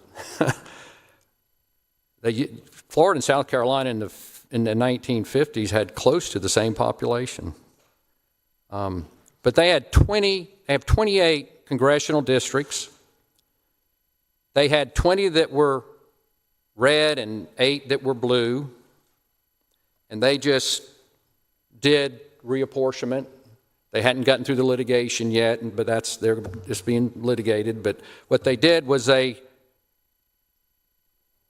put 4 more congressional districts. They shifted them from blue to red. So it used to be 20 red, 8 blue. Now it's 24 red, 4 blue. And you know what that did for Florida? Guess what it did for Florida? It got them where we've been all along. That's all it did. How many times have you heard of Florida being extolled for what they did? We've been there all along. That took them to 85.7% Republican. That's where we are now. And we don't get any credit for that. We're already there. They climbed the hill arduously, climbed the hill, and look who they found at the top. It was us. We were already there. We've already done what we need to do when it comes to the partisan part of it. We've done it. Senator from Calhoun. We're going to throw that away because we're about to throw away an opinion that is signed, sealed, and delivered, unassailable, and we are going to end up in court, and I can't imagine it not being struck down because of lack of following reapportionment principles. Senator from Calhoun, what purpose do you rise, sir? See if the senator would yield for a question or two. Senator, yield for a question. I'll yield. Senator yields. Thank you, Senator. And my questions are in reference, obviously, to the senator from Edgefield's line of inquiry, and I'm very grateful and thankful that you're at the podium. As someone who has worked so closely with a previous reapportionment plan, I obviously was in the House the last time we did reapportionment, but was not nearly as involved as you were with the different hearings. So my question is specifically related to what he asked you earlier, and that is, if there are errors in the current map, the drawing of the map, how would that, if we pass it, is that able to be rectified at any point? Or in your opinion, does that right then and there just, if you go back in and move those lines because we've got precincts that don't even exist, I'm trying to understand how that could possibly be rectified if we don't change it now, if we don't amend the map to make sure that those errors are accounted for. Do the courts have the authority then to go in and make changes, or would the courts then only be able to kick said plan out? Well, a court actually can draw maps. We had that happen in South Carolina in the 70s or 80s, I think it was.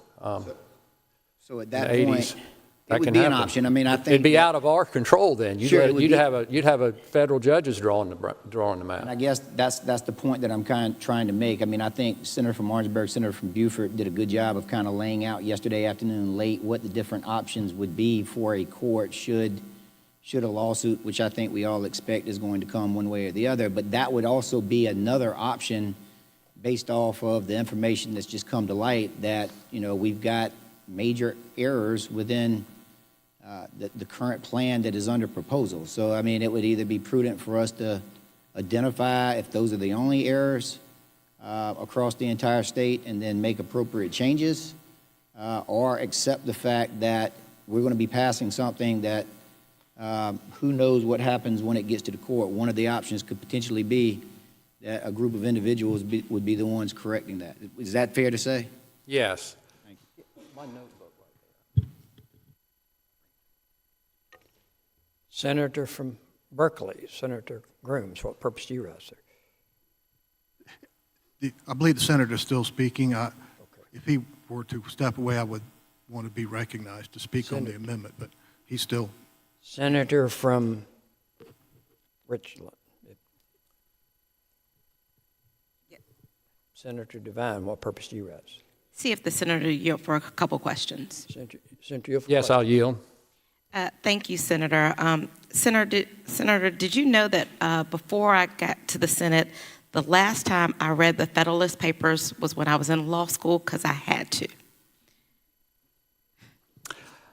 I'm glad you had to. They didn't make me when I was in law school do it. I did it on my own, but I'm glad they did. But did you know, since I've been here and seen you reference them, and I have great respect for you and not just your knowledge, but your passion for history, particularly things that make this government better, I voluntarily picked up a few and read the things that you reference. So I thank you for that. You've answered a lot of my questions. I was writing down some, and you've answered a lot, but I really want to focus in on a couple things because of your depth of knowledge regarding history, process, and really how government was envisioned and how we are really still trying to get to that ideal republic that our founding fathers first envisioned. But you talked a lot about the process and the cases. The Calais decision specifically, Senator, do you believe that there is anything in your reading of the Calais decision that warrants us to be going through this process at this time? No. And Senator, as I read the Calais decision, I read it to say that race cannot be a predominant factor, but it does not say that race in consideration of maps and voters' access to the ballot box cannot be a factor. Is that correct? Yes. Okay. And And I know, Senator, you mentioned through your depositions and your due diligence and understanding that any of process would be challenged. You went through great lengths to make sure that you're part of the previous process that you didn't look at racial numbers, you asked staff so that you could testify on your knowledge. So I could honestly testify, which is the only way I would testify, that I did not know the racial numbers. And based on the information that we have on Mr. Kincaid, do we know whether or not he looked at racial numbers in drawing this map? I do not know. Do we know if anybody knows if he used racial numbers in drawing this map? I would have no knowledge of that because I've never met him. And to my knowledge, I did have someone from D.C. call me. I'm not sure if it was him or not. But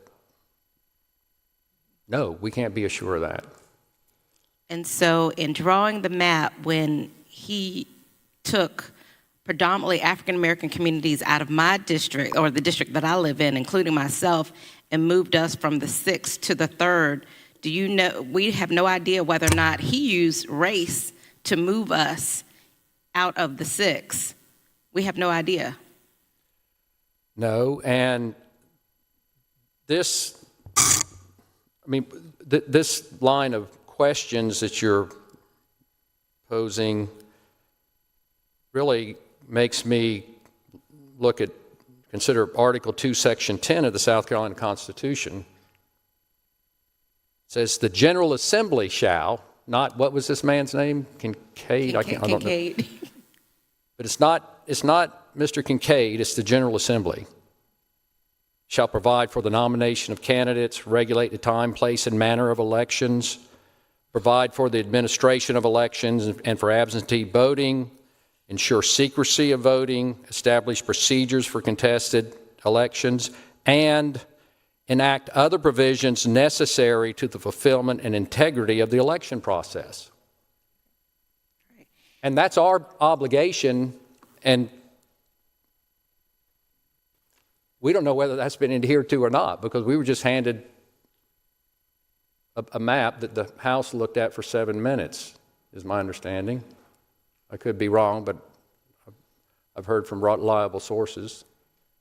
And so when the litigation comes, it's not going to be Mr. Kincaid that actually has to pay, but if South Carolina is found to do something improper here, it is going to be the taxpayers of South Carolina that pays this bill if for some reason this is thrown out. Would that be correct? Yes. And then lastly, Senator, to your last point on the integrity of elections, we mentioned it a little bit yesterday. I think the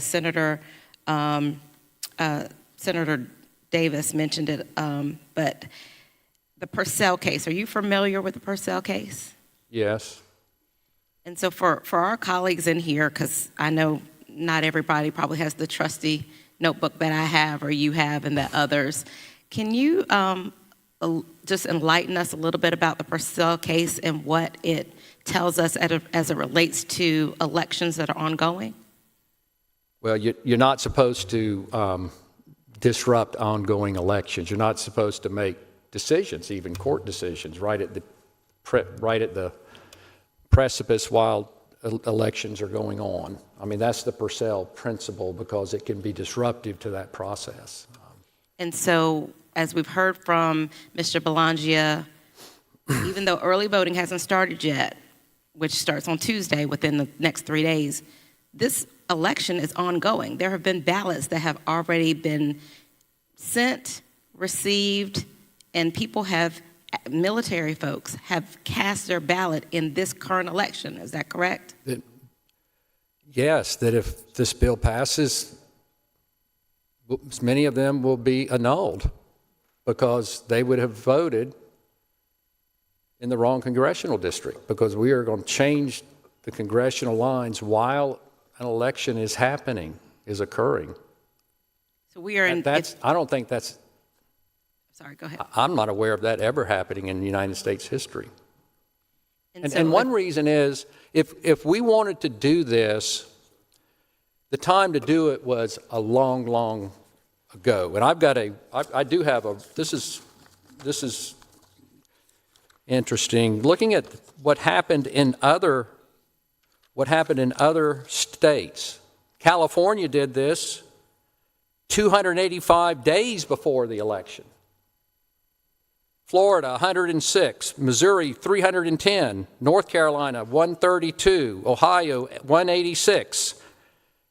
Tennessee, 91. They're the one closest to us. Texas, 186. Utah, 260 days. Us, 17 days. It's an impossible task. Even if you wanted it, it's an impossible task to do right, to do it the way that would pass muster in court. This will be struck down, and we're going to lose. It'll be struck down, and we're going to lose the plan that we fought for, spent a lot of money, we won, we set a precedent in the United States Supreme Court, and we're going to throw that away because we're asked to do this in just a matter of weeks. To do this in a matter of weeks. That's, to put it nicely, imprudent. So, Senator, if we vote, if this body votes today and Tuesday to advance this, knowing all that we know, would a court find that we have voluntarily violated the Purcell principle and disrupted an election in the middle of an election? Yeah, I mean, yes, I think so, because we haven't been enjoined by a court or anything like that yet, anyway. Yes, I think it probably would be the case. Thank you, Senator. Thank you. Senator from Sumter, what purpose do you rise, sir? Thank you, Mr. President. See if the senator yield for a few questions. Yes. Senator yields for a few questions. Senator yields for questions. Thank you, Senator. First, I just want to say thank you so much for your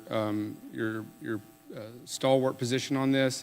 You're standing strong, and in many cases, you're standing alone. You're taking arrows and slings. I'm seeing what's happening online. I'm seeing the vile things that people are saying about many folks' character in this room, sir. And I just want to say, from someone who's brand new, who's experienced both ire and praise from the public for things I did and did not deserve, I just want to say, I see your heart. I see your integrity here. I see your honor, and I see your dignity, and I see it in this body.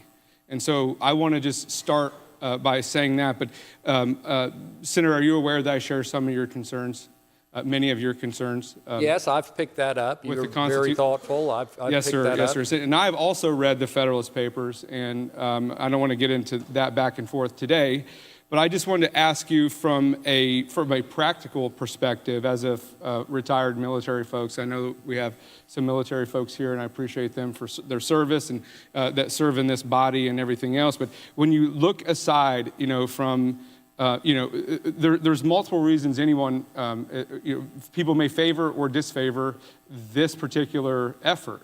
But from what I'm hearing, sir, and correct me if you're, tell me if you're seeing it the same way. I'm not seeing a major demand from this from the public.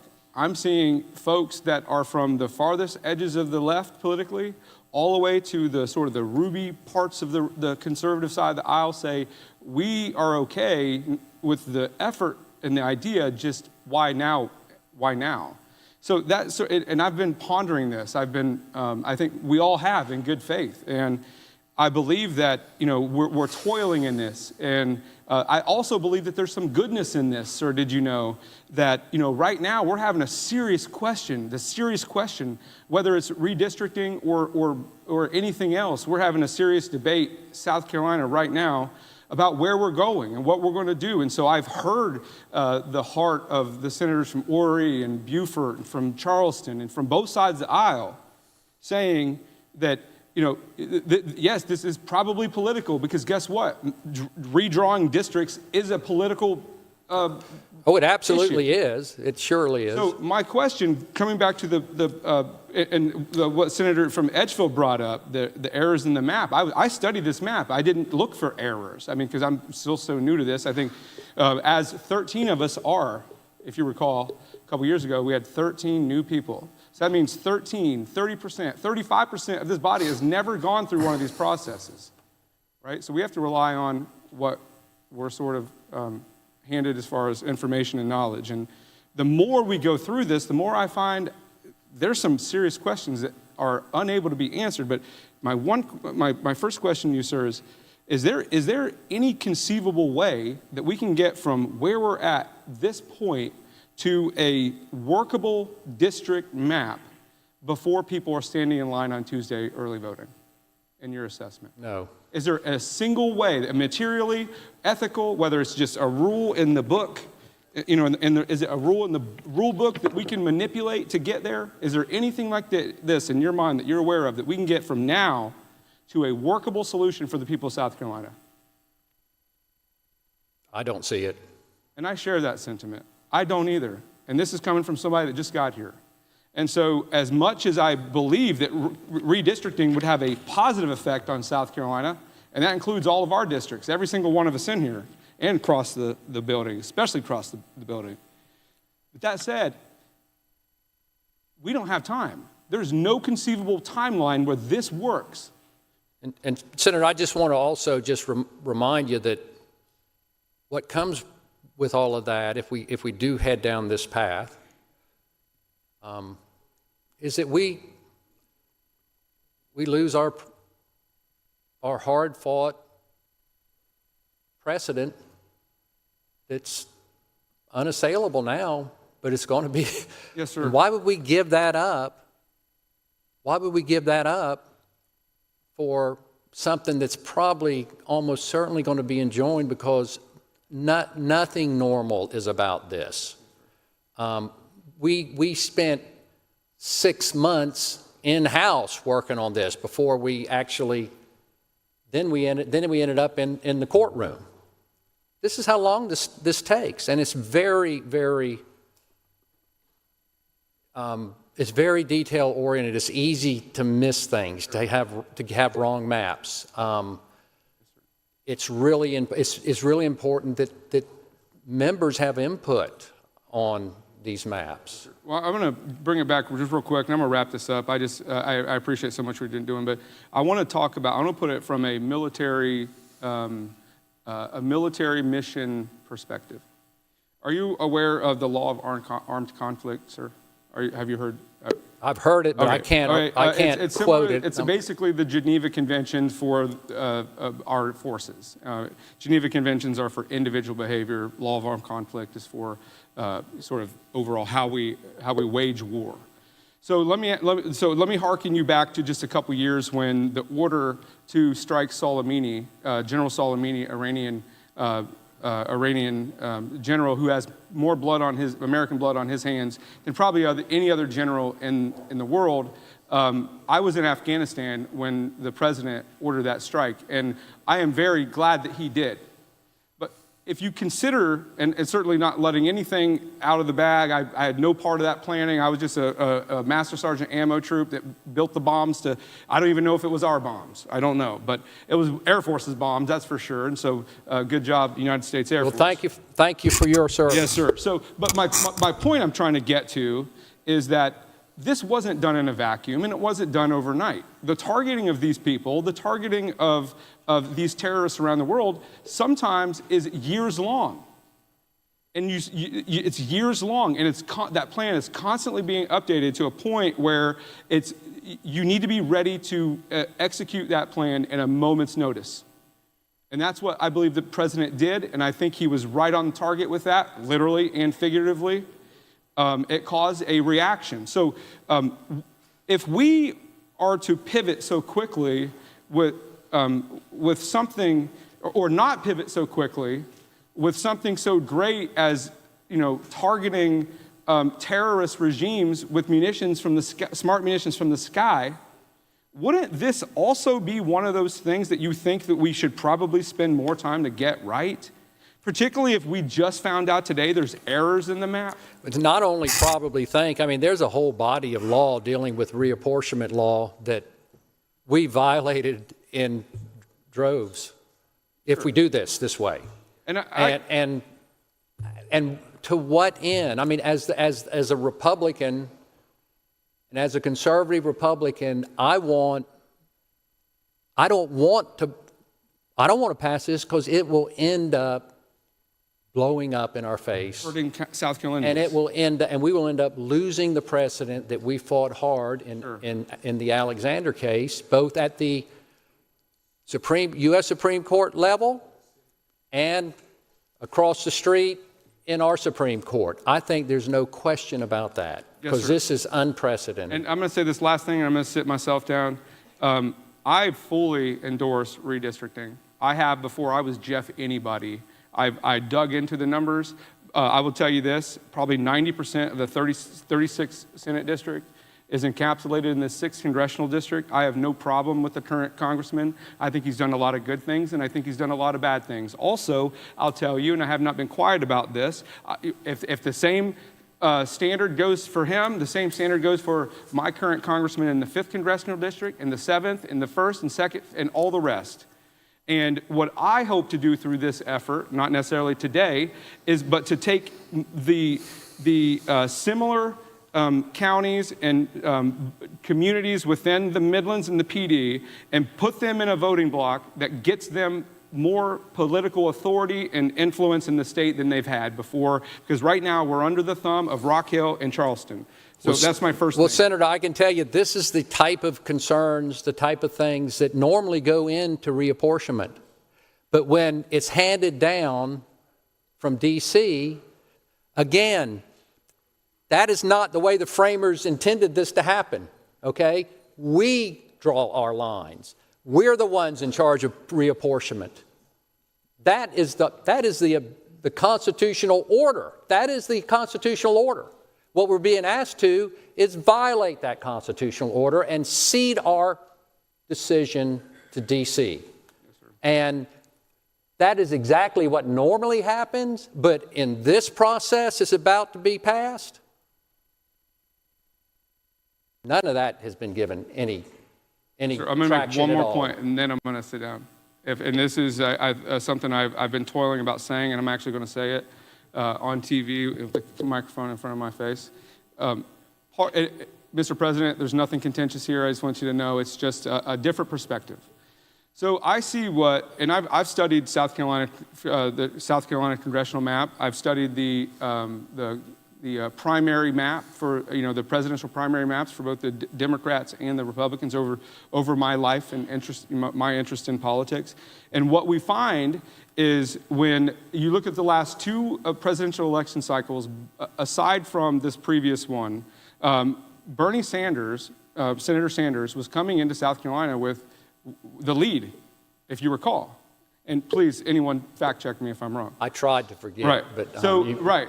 But these candidates were coming from Iowa and New Hampshire down to South Carolina, the first in the South, mind you, Senator, which is crucial in the political structure for the Democrat Party and the Republican Party, of course, but without question, the Democrat Party in national politics, because this is what's happened. And correct me if I'm wrong.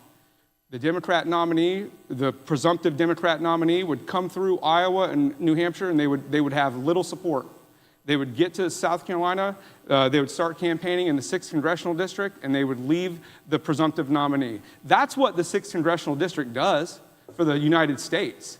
So anybody that doesn't understand that, you're welcome. I just helped you in your political journey of knowledge. Okay. No, I'm aware. I'm absolutely. aware of that. So there's much I'm larger aware of also that Congressman Clyburn got during the Obama administration. He got hundreds of millions of dollars to deepen Charleston Harbor, and if he weren't in our delegation, we wouldn't have gotten anything. Sure, that's right. So this, when you look at the politics of it, one side or another, it's a zero-sum game, and I think so. Everybody who's taken victory laps on their righteousness and virtuosity, maybe be careful about overplaying your hand. But on the other hand, though, I don't. So that's why I'm sort of impartial on the map in particular. Outside of what it does, there's a lot to this. But I think that we are a deliberative body that must adhere to our own rules and standards, and I think that this is violative to that, and I share your sentiment. and I've come a long way in just a short time. So I just want to say thank you, Senator, and I appreciate your honor on this. Thank you. Senator from Charleston, Senator Tedder, what purpose do you rise? See if the senator will yield for a few questions. Senator yields Yes. for questions. Senator yields for questions. Thank you, Senator. And I appreciate you and explaining everything, really educating not only the body but the public as well, who have been very engaged in trying to figure out what it is that we're really doing. I want to turn to a different scenario. You and I serve on Senate Judiciary. We just recently, maybe a week or two ago, just did some appointments for the Public Service Commission. So my question is, with South Carolina having we have numerous boards and commissions that are appointed, and those appointments are tied specifically to the congressional districts in which those members live. Yes. Do we know, has there been a legal analysis on what happens to those sitting members if those bodies have... Yeah, I know what happens to So what them. happens there? They can continue to serve their term.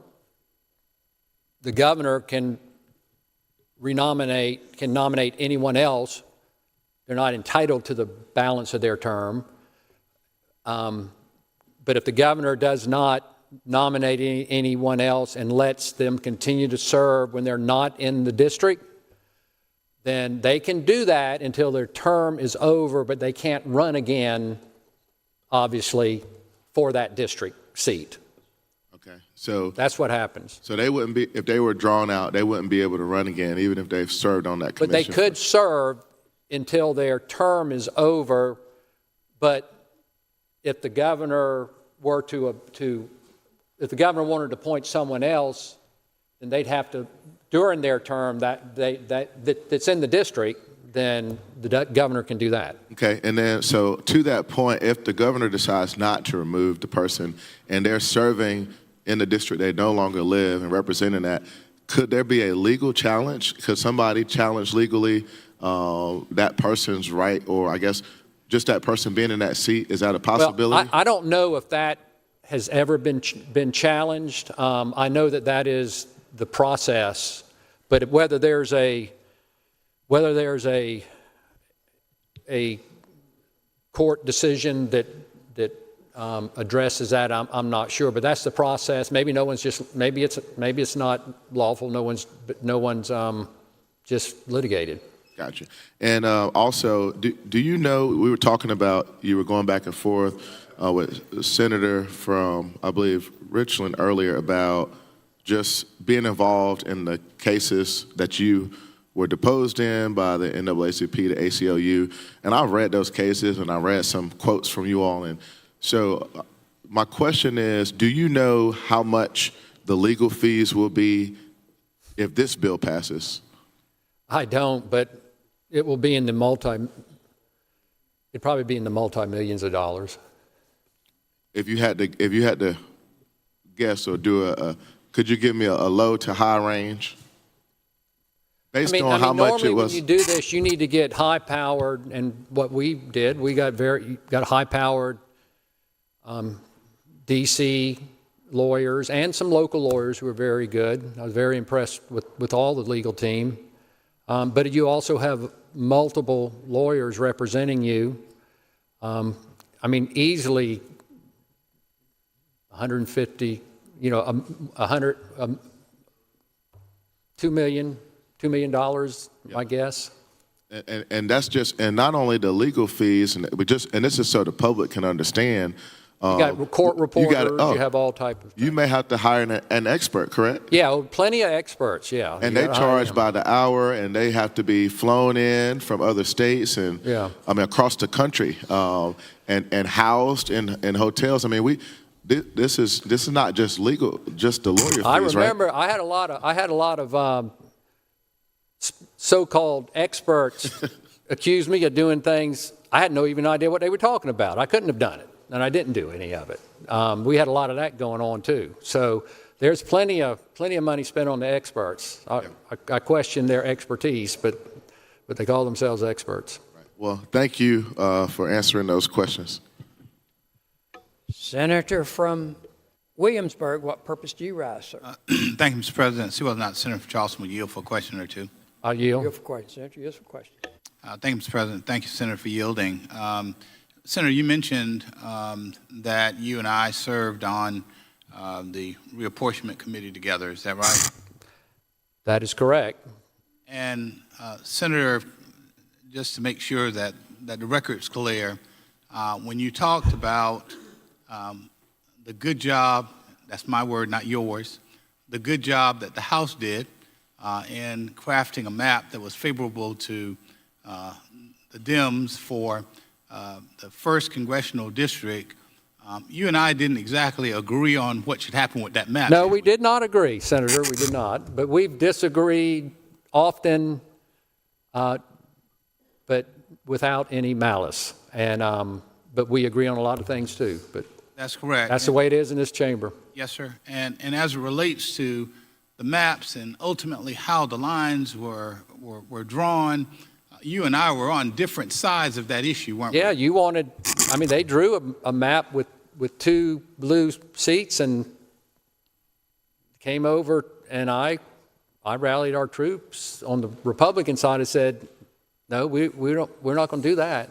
Yeah. We're going, and we ended up drafting a map with 1 clear blue seat, which is Senator, I mean not Senator, but Congressman Clyburn's. Yeah, and I guess the point that I'm making, Senator Charleston, is that there were vehement disagreements on how the lines are to be drawn. Yes. But when it came to our process and how we went about it, there were no disagreements because we did that the right way, and quite frankly, we did it in a way that we could be proud of the work that we did. That is correct. That is correct.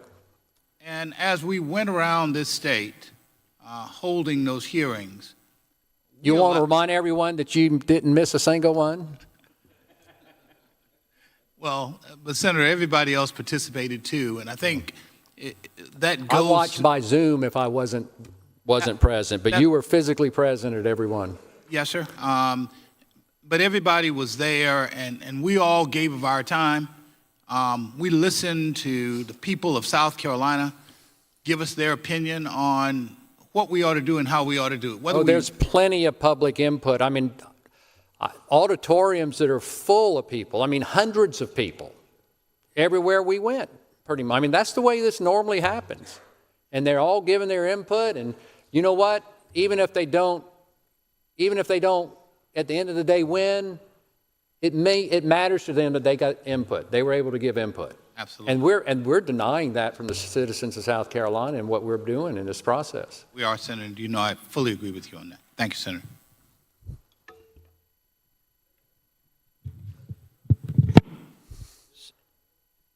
Senator from Calhoun, what purpose do you ask? Senator would yield for another question. Senator, yield for question.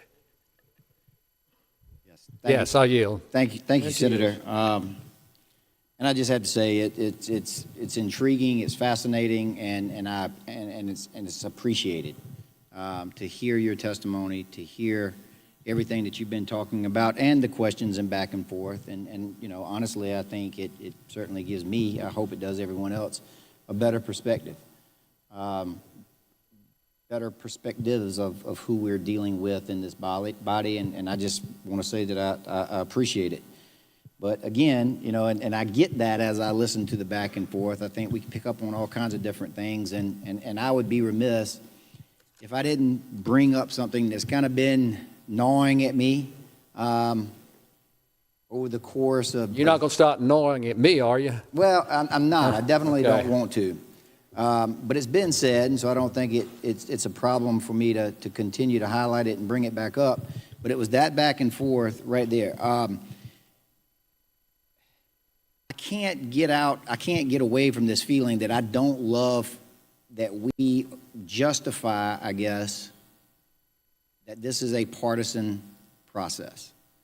And I accept that because I know that it is, but it doesn't always sit well with me. It doesn't sit well with me any more than it being, you know, a racial process where we're drawing lines based off of race for whatever reason. And maybe it's because I've been in the minority party for so long here in South Carolina. So, Well, Senator, I'll just tell you this, looking at history, there was an effort. Patrick Henry was part of it, as I recall, and others tried to gerrymander James Madison out of the first Congress.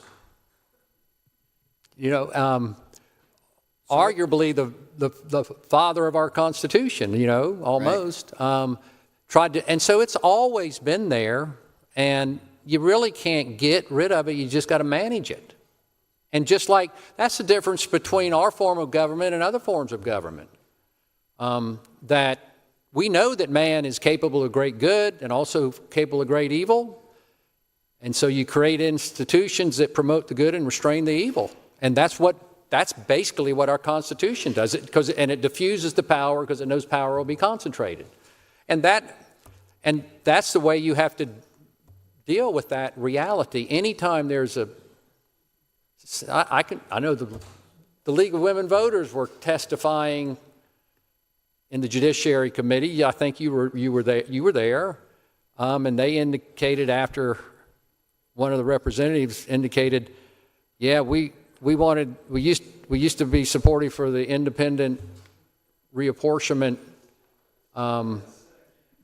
agencies, and now they don't, because they've seen what's happened. It's happened in Virginia. It's happened all over the place, and so that's just a reality. And that's the beauty of it, and I accept it. That's the beauty of the checks and balances across the entire country when we're sending our representatives and senators to D.C. That's why the body of law here is important when it comes to reapportionment, because that can get out of hand. Exactly, and so even though I don't like it, even though it still doesn't sit well with me any more than any other rationale or reasoning for drawing lines would sit with me, I do accept it. But I'm going where I'm going is just something that I've continued to see from folks over the course of the last couple of weeks as justification for doing this. Right? This can be a partisan process. This is a partisan exercise. And so the conversation that you just had with Senator Sabb highlighted it for me when you said I rallied the troops. And so what exactly does that mean? When you said you rallied the troops and prevailed, you prevailed why? Because really there were some apathy in some places of the state. And individuals that were involved, that were leaders, involved in partisan politics, but not an elected position, but just, y'all may need to come up and show if you want because I knew certain areas that wanted to be in a certain district. And I said, you better show up at this meeting because it matters. And they didn't know that it mattered, so it matters. That's right. But you were able to about drafting. It was about drafting the maps, And it's not a setup. But at the end of the day, you were able to rally the troops because you had more troops, per se, than Senator Sabb did. And that is the way it's the majority. Senator Sabb's so eloquent. He doesn't need troops. I hear you. But it's just as similar as it is in our bodies and our committees and across the line. The majorities have the majority party is the majority party, so they're going to have more members of the majority party than the minority party is going to have. Period. But that's just what I want to point out for those people that say Democrats or the minority party drew the 6th district. That's where I somewhat push back on, because at the end of the day, there was no ability for Democrats to dictate what any line was ultimately going to look like on their own. Am I correct in saying that? So I just, the map we have that at one point was a possibility of being 5-2, like you talked about earlier, that it would have been 2 Democratic or blue seats or plus whatever Democratic seats. You were able to stop that because you had essentially more folks on that committee that you were able to rally. Well, it's about you could craft a district that was a Republican district, and the first district didn't have to. And I agree. And I don't think that's all that went into it. But all I'm simply saying is you would agree that when someone says that Democrats drew the 6th district, that is a hard statement to justify. As someone who has been through this process, and I'm not necessarily putting it on that. Really, a court. The truth is, the court in the 90s drafted the core of the 6th district, and it hadn't changed all that much, really, from then. Because you were operating under what you had to operate under. Yes. But again, just simply saying an important principle is constituent consistency, so you don't rip up you don't just make a radical change to a district. I guess, again, I'm just trying to push back on this notion that Democrats gerrymandered any district, whether it be the 6th Congressional District or whether it be any House district or whether it be any Senate district. I'm not saying that. I'm saying just gerrymandering happens, and you can't get away from it. But at the end of the day, numbers matter, the votes matter, just like they will matter today. And I'm just trying to somewhat correct or push back on this notion that the blame lies for certain, because I heard it, you heard what we listened to in the Judiciary Committee as far as testimony is concerned, that people didn't feel like they were represented in the 6th. Well, I'm sure there's people that don't feel like they're necessarily represented in the 3rd or the 4th, right? There are going to be, and that's what I hope that one day we can get away from, is the ability to ignore voters. I still certainly believe that it's the partisan the primary politics, the primary process where we don't have enough people coming to show up and vote in those primaries, which then allow elected folks, whether it be here in these halls or whether it be in the halls of D.C., to ignore certain voters within their district because those votes get pushed to the side. Senator, I think one of the halls that are be most significant in affecting these districts, if the plan that Washington wants us to draw will be our state Supreme Court, because looking again at the concurring opinion of Justice Kittredge and Hill, in a footnote, they said they put a warning signal out there, and in a footnote, to its credit, the South Carolina legislature has drawn our congressional district lines to virtually ensure the current minority political party has representation in Congress. I mean, as it came out in the House, there would have been 2 Democratic seats. We made it 1, and I was the chief architect of that, actually. Sure. And but our Supreme Court is saying, you go any further than that and you don't have any, we're going to strike it down. It's basically, they're making that signal. Yeah. And a lot of folks on this side need to know that. A lot of folks who are voting for this and for this bill needs to know that. And again, we'd be trading a filet mignon for porridge, because we have a signed, sealed, delivered at both the United States Supreme Court and the South Carolina Supreme Court a congressional plan, and we're going to throw the benefit of that away if we pass this plan that's before us now. That's right. I need to sit down. I don't mean to take too much time. And to your point, Senator, a lot of those issues gets flushed out if you go take the time and go through the process. Yes, if you really do reapportionment. So Senator, as someone who, I've heard the term rabid partisan used over the course, and I respect that. I don't consider myself a rabid partisan.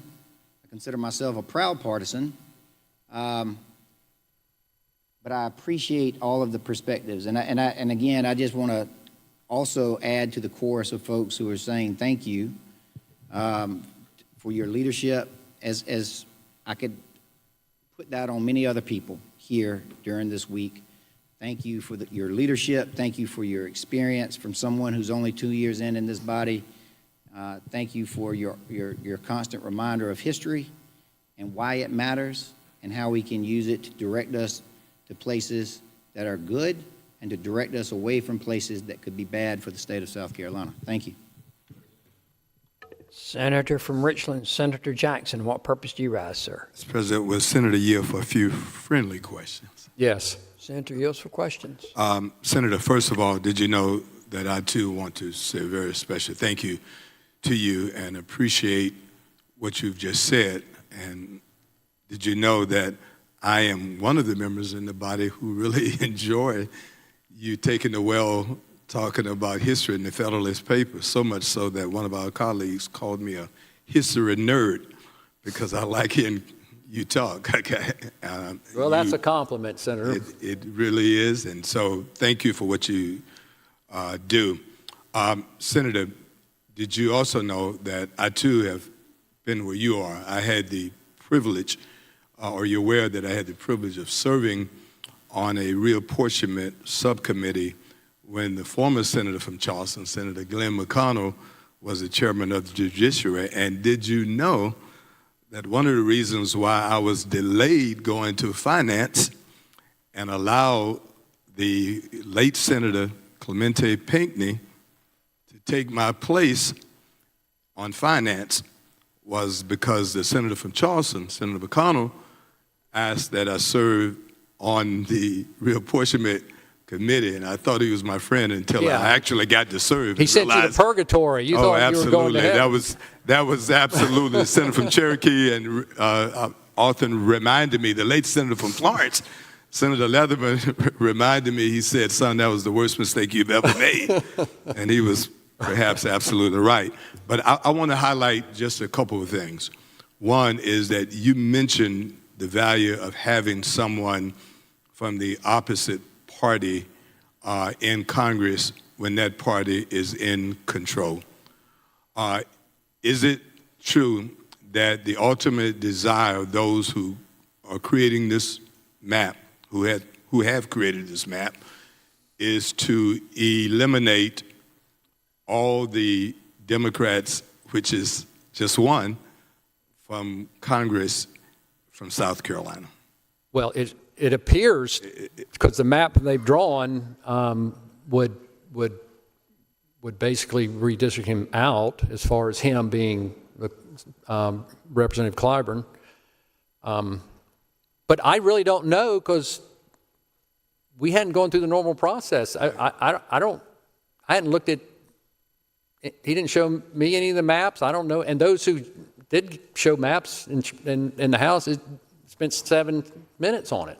And those who actually drew the maps did not come and testify I don't know before your who drew the committee. maps. Right.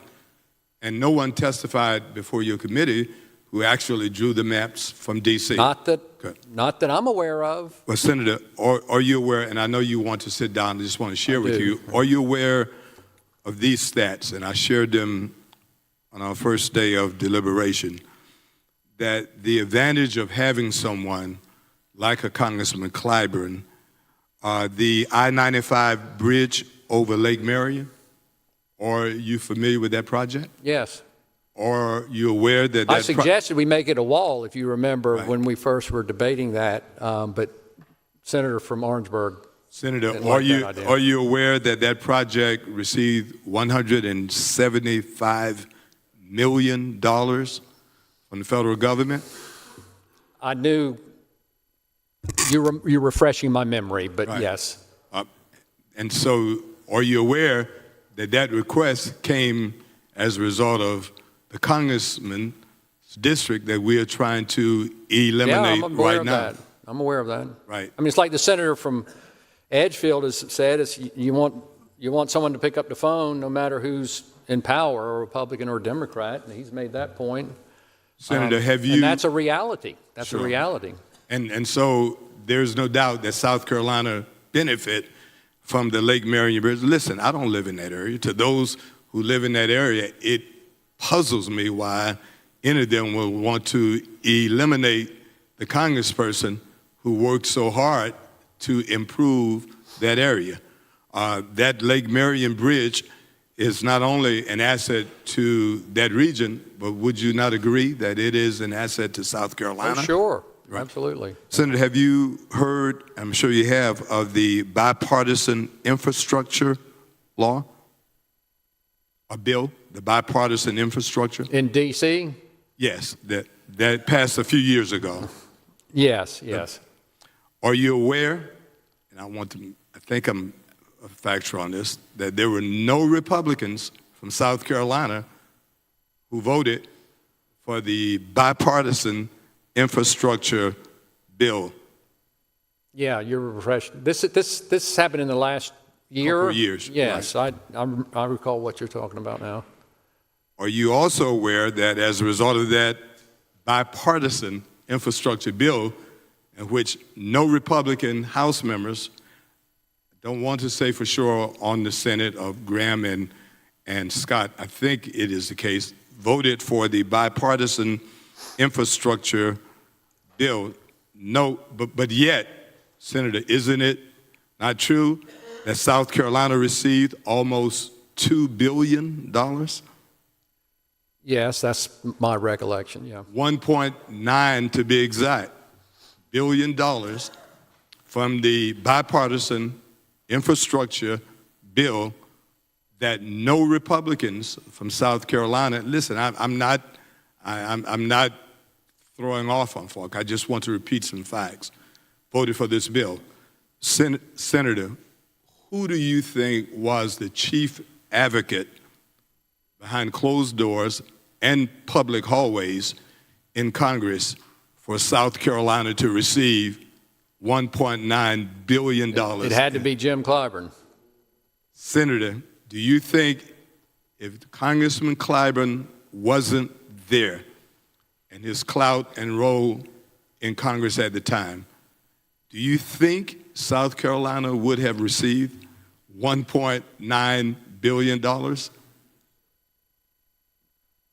No. Senator, how much of that $1.9 billion did we return to the federal government?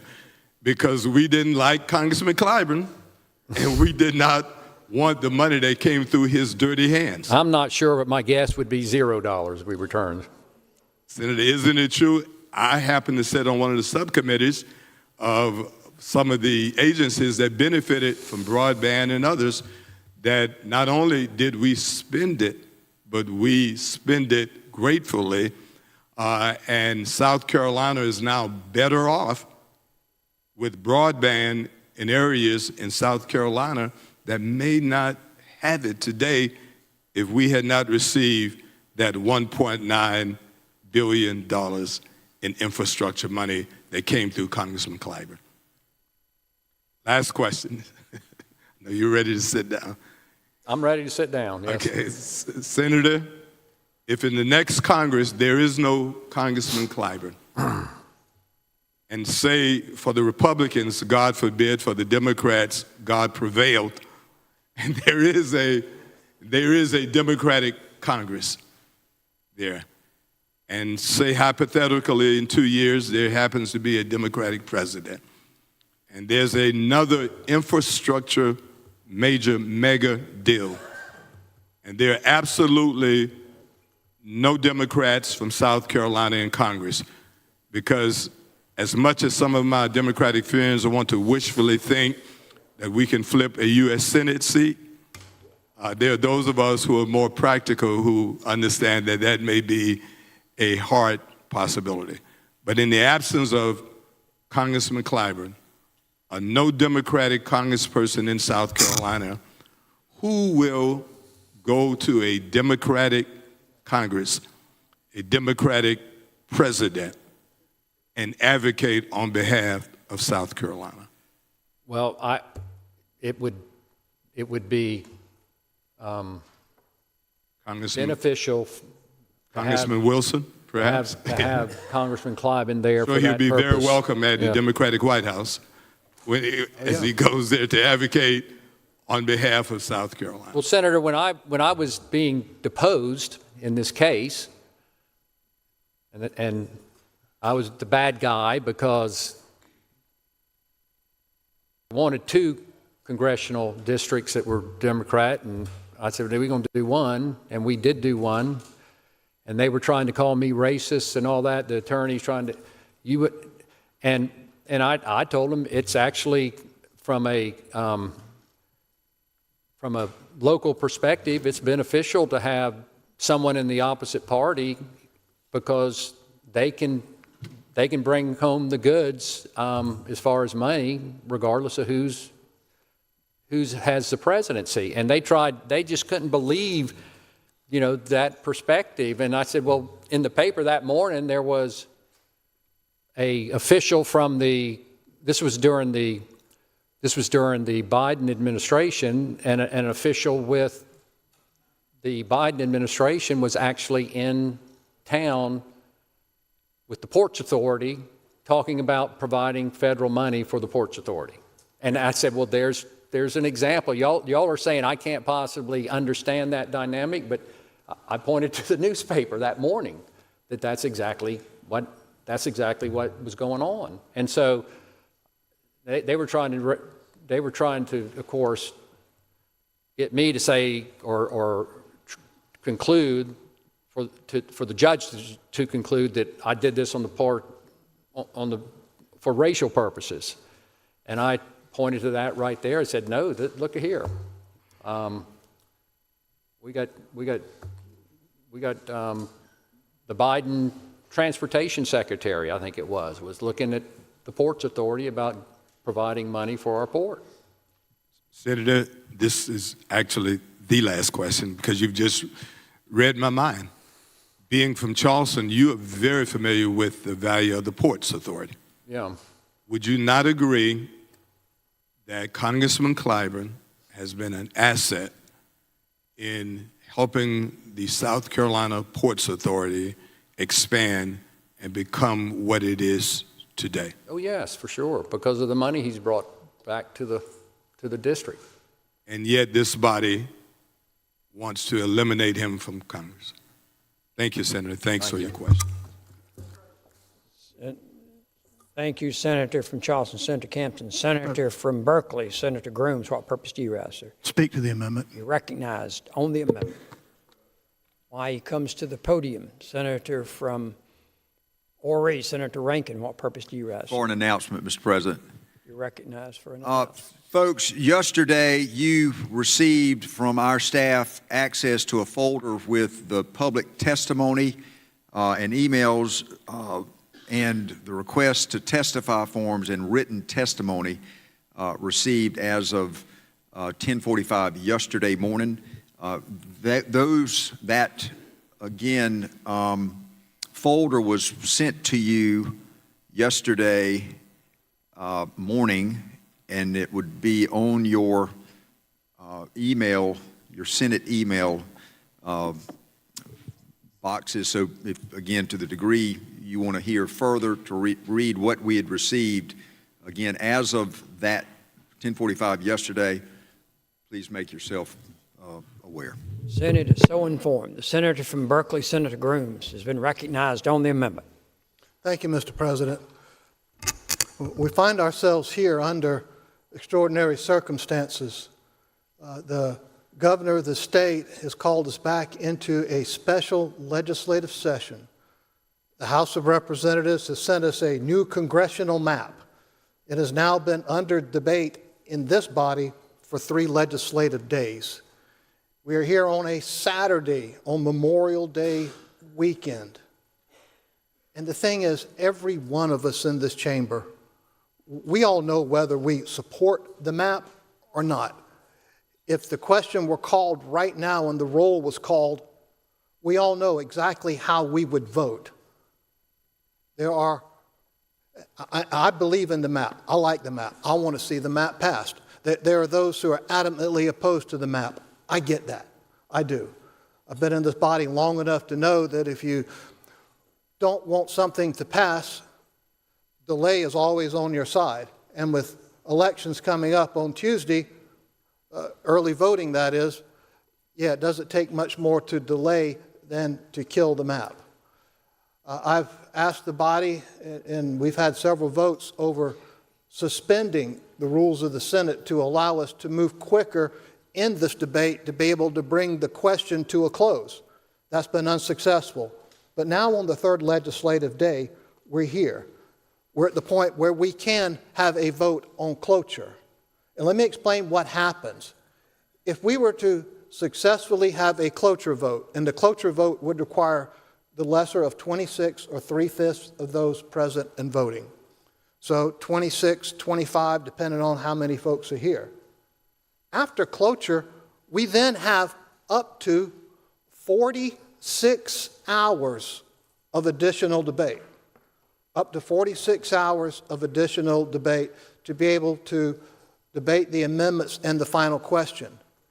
And should there be a second reading by a majority of the members present and voting, then the question would be third reading, and the reapportionment clock starts all over again. It would then require an additional 2 legislative days, and only on the third day after could there be any consideration for a cloture motion on third. Should there be a cloture motion on third, there is still an additional up to 46 hours of debate. So I don't believe if there is cloture invoked now, individual members wouldn't have the ability to get this podium and make their case to try to change somebody's mind, although I believe that's doubtful. And the senator from Charleston was, I know he's opposed to this map. The work that was done before, and I thank him for that, was great. But he and I view this map differently. I like the map. I want to pass the map. I think others want to pass the map. You know, once upon a time, Thomas Jefferson was the president of the United States. He didn't like those Federalists. Man, this Federalist, the party was getting in the way. And a vice president, once upon a time, became governor of the state of Massachusetts, Governor Elbert Gerry. How about that? Governor Elbert Gerry. Elbert Gerry decided up in Washington, we got to get rid of the Federalist Party. And the way we get rid of the Federalist Party is let's change the congressional district lines. And so the governor of Massachusetts created this map that eliminated representation in the Federalist Party. He changed things a little bit. And the paper said, you know, that thing looks like a salamander. And then someone said, no, it's not a salamander, it's a gerrymander. So gerrymandering for political reasons has been going on since nearly the beginning of our nation, and it continues. And we've heard about how the map right now is good. The map's good, let's don't change things. About 25 years ago, we remodeled our house. My wife wanted a brand new kitchen, and man, we got a nice kitchen. We got the wood floors, we got the countertops. It looks good. I like the kitchen, but my wife, she thinks another kitchen would look better. And after a while, she finally convinced me that as good as the old kitchen is, we can have a better one. As good as these maps are we have right now, I believe we can have a better one. Now, the question is, are we going to be able to pass this map? That's the question before us. And we cannot resolve that question, in my opinion, and probably in the opinion of everybody else if you ask. We can't resolve this question unless we invoke cloture. And if we cannot invoke cloture, then I believe this matter is dead. I think the votes are pretty close on that. We may have cloture, we may not. There's a number of Republicans who, and others particularly, it's like, I'd feel uncomfortable invoking cloture on a fellow Republican. And I hear that, and I understand that. I do. And there's some Democrats. I'm not going to invoke cloture on a fellow Democrat. I would never do that. So to try to help things move along, either move forward with our next 40 up to 46 hours of debate and taking up these amendments under cloture, or not having cloture and basically letting the bill die a slow death. Mr. President, I move that this matter be brought to a close. The motion has been made. The senator will, Mr. President, just unanimous consent request. State your request. See if the senator will withhold that motion for a few questions, please. Mr. President, I withdraw the motion right now. I'll take a few questions. Senator from Ori, Senator Rankin, what purpose do you rise? See if the senator will yield for a few questions. I'll yield for a few questions. Senator yields for questions. And understanding that even if cloture is invoked, up to 46 hours of debate for second, up to 46 hours debate on third, but Senator yields. While I've got your attention, if I may, yes. And I appreciate your withholding that.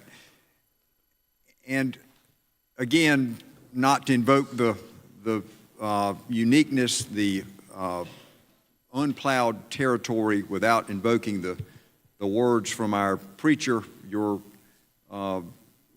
gentleman to your standing to your right, in terms of the unique, never before, at least in his and my 33 years, I want to just walk back to the rules, and the rules which I did not support suspending, and your efforts, I think, having made that motion 2 days, failed. And the threshold that you have to get to suspend the rules, you agree that by long-established South Carolina Senate rules, that any matter dealing with reapportionment is a sacred, highest threshold, highest degree of a majority to reach to do, and that being to suspend the rules, correct? Yes, absolutely. It is a separate threshold. Cloture rules are different for reapportionment than they are for any other matter this body considers. And again, I appreciate your efforts to do it. I was attending to a family situation yesterday morning, did not get to vote, but I would not have voted then either to suspend the rules because of not politics, but the process by which we as a body recognize this topic deserves, and the process by which we deliberate and debate, and the evidence that we consider as we debate the highest order, the topic with the highest, most important masthead status, a term that only applies with but two things, this and the budget, correct? And sine die resolutions, but and sine die, which yes. Again, those are the reapportionment is special. It's important. I understand. I wanted to suspend the rules because of the time constraints. 31 members threshold, got 26, didn't get 31. So we're following the rules of the Senate unamended. And I don't quibble with your efforts to do that. Hear me, because you're no less as good a student of these rules as anyone else in this body. But the point that I'm making to you as we now consider whether to invoke cloture, which, as you may know, I have never invoked because I, as you have heard me say, this is a topic that may be most important to you. There are votes to be had, and maybe in this instance today it'll be 26, but as long as you are in the well, as long as you are speaking on behalf of your conscience, your heart, your mind, perhaps your politics, I recognize, not just you, but anybody, that I'm not going to shut that off. You've heard that out of me for 30-some years. Senator, I understand that. I do. I certainly understand, and I have the utmost respect for you and your integrity and the way you carry yourself. This room is filled with men and women of strong conviction and integrity, and I hold each of you in the highest esteem. And I love you too, though that's not what you said, but I know that's what you're saying. It is. I love you. And you love your brothers and sisters in this body. My point to you, having heard, having known, having been as frequent a flyer, as many steps, if we were counting steps back in the day when you trod to and through the map room, fixing your district, fixing Berkeley County, and hearing Senator Campson's words, hearing Senator Davis's words, hearing us struggle with this process, you do not disagree, do you, lovingly, sir, that this is wholly different than any reapportionment process we've ever been asked? Oh, absolutely, this is different. We're here. The eyes of the nation are looking at what we're doing right here. It's a Saturday on a Memorial Day weekend, the one period that I would have never thought that we'd be in session. We've made a motion to even come back on a Sunday, something that hasn't been done, I hear now, in 40 years. I had some folks to ask me, said, you remember when you and Calhoun were serving in the Senate? Didn't y'all do a Sunday way back when, around 1850? I go, I hadn't been here that long, but no, I don't remember that one. Well, and finally, again, not trying to be cute, but to be, again, adhering to the process, everybody will vote how they want to vote. But in your sense of being asked to vote on this, plan. Again, not your motion today, because cloture does not suggest that you're voting for or against a plan. But your sense of confidence that you have heard from everyone that you need to hear from as a body, and establishing and creating a legal record by which we know other eyes will be cast, do you believe that we're doing justice by a map with the process that we've been given so little time to employ this time? I guess justice is in the eye of the beholder. I believe we are doing justice. We're here in the deliberative process set out in the Constitution of this state, where the governor called us into an extraordinary session, a special session. It was debate, although limited in the House of Representatives. There's been debate here in the Senate. And should this cloture motion pass, it will set us on a path to be able to come to a final decision over whether this body thinks it should move forward after probably several more days of debate. But if the will of this body is not to move forward, then let's quit fooling everybody. We might as well adjourn, sine die. If we're not going to invoke cloture and move forward with this bill, then we need to adjourn and move, sine die.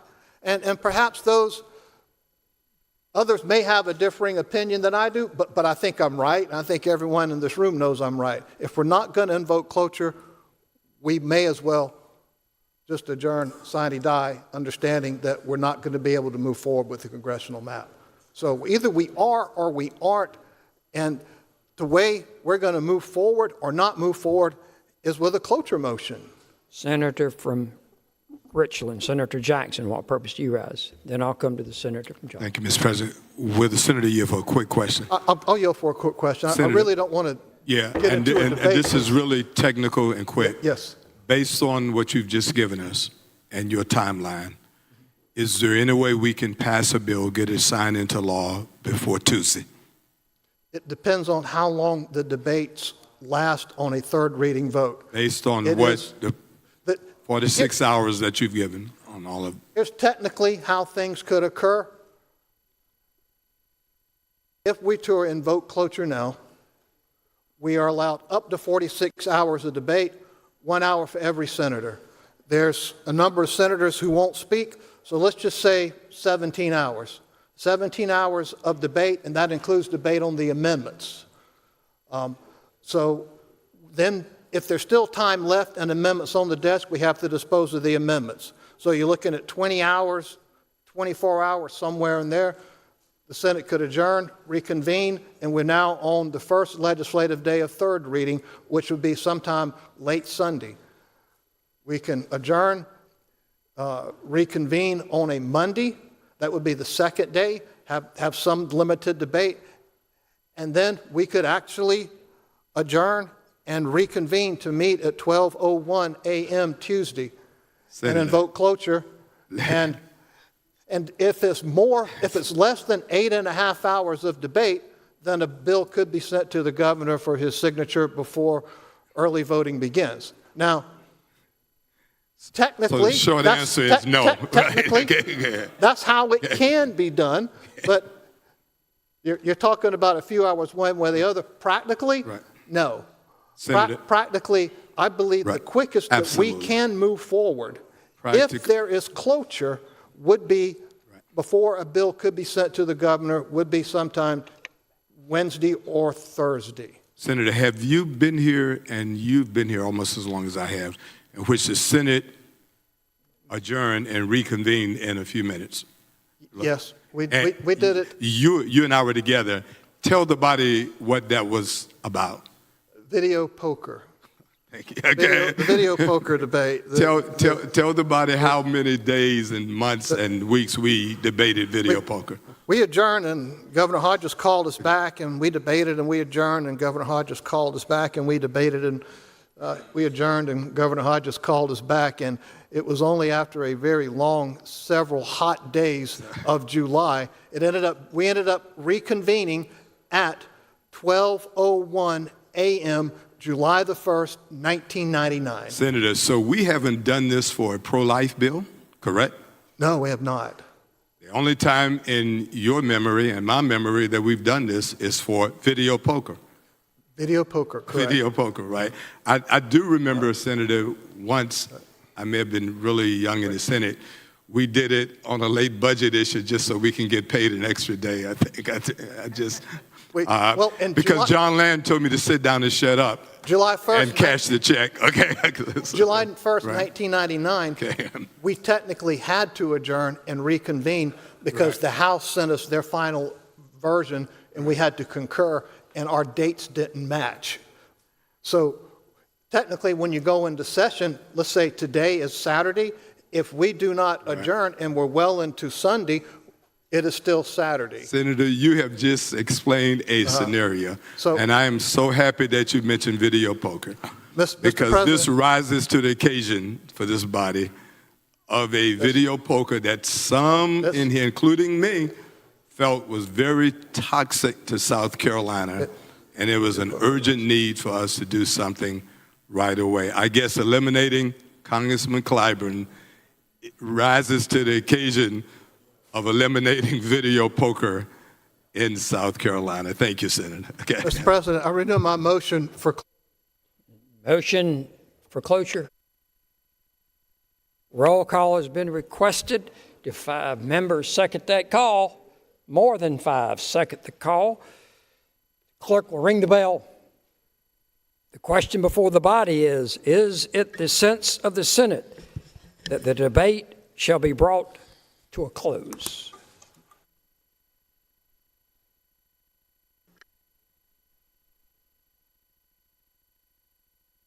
I'd ask for order during this so that the reading clerk can hear the responses from the senators.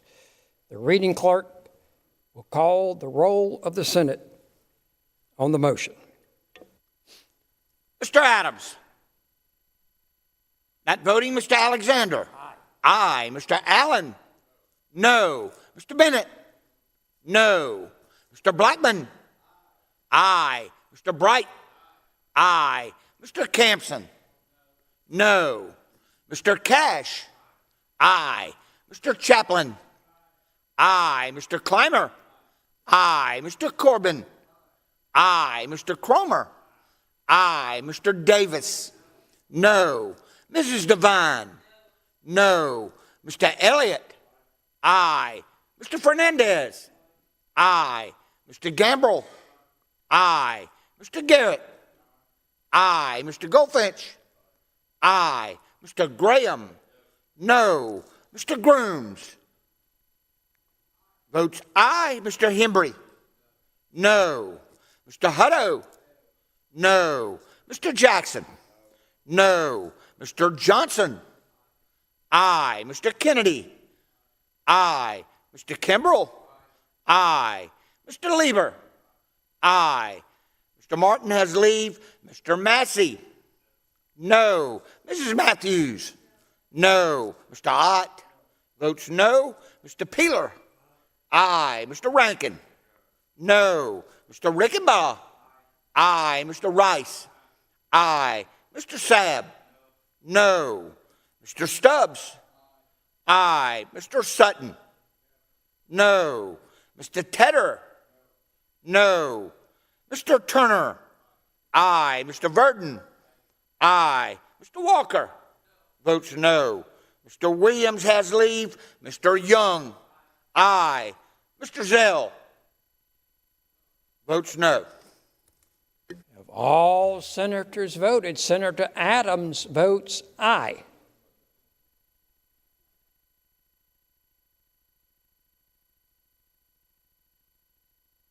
Of all senators voted. Final call. The polls are closed, and the clerk will tabulate.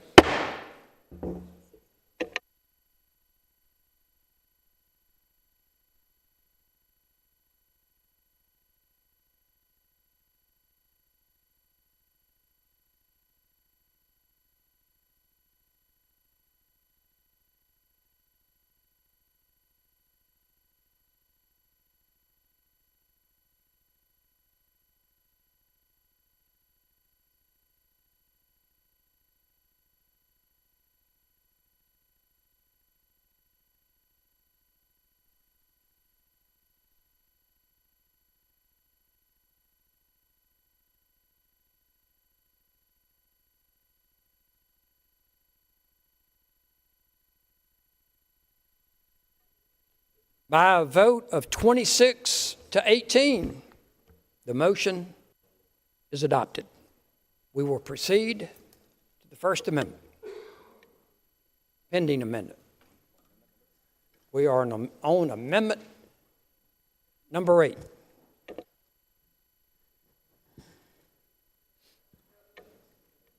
Senator from Berkeley, Senator Grooms, what purpose do you rise, sir? I'd like to move that we recede for 30 minutes.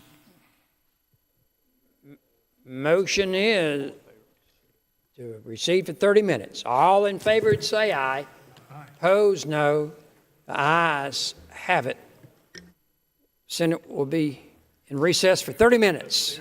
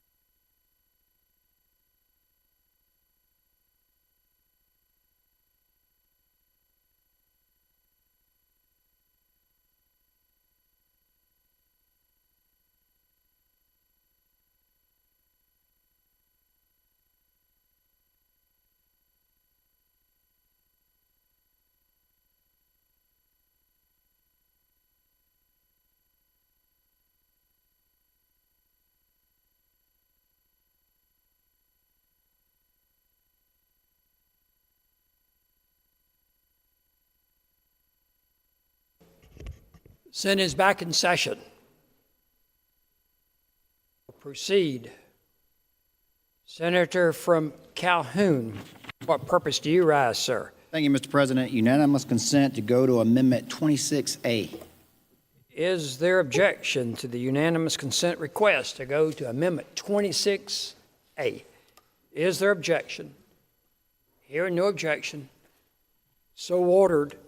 We will proceed to 26A. The reading clerk will publish. Amendment number 26A is by Senator Ott, amends the bill. Section 4 adds a subsection to read. Senator from Calhoun, what purpose do you rise? To explain the amendment, Mr. You're President. recognized on your amendment. Senator from Calhoun. Thank you, Mr. President. Ladies and gentlemen, I appreciate the opportunity to present to you this amendment. And I really do sincerely hope that you'll give it good consideration. I understand. I know there may be a temptation to take the position that no amendments be adopted throughout this process, but I think that the Senator from Bono has done a very good job of explaining and establishing the timeline. I truly do. And we've pretty much been over it ad nauseum. For those that may be concerned about timing with the adoption of an amendment, I certainly believe that the House would be on standby, ready to go, sometime around the time frame of Tuesday when the Senate brings this to its finality. They could receive an amended bill, and they could immediately concur. So I don't think if that would be a rationale to not, I don't want that to be ultimately a concern.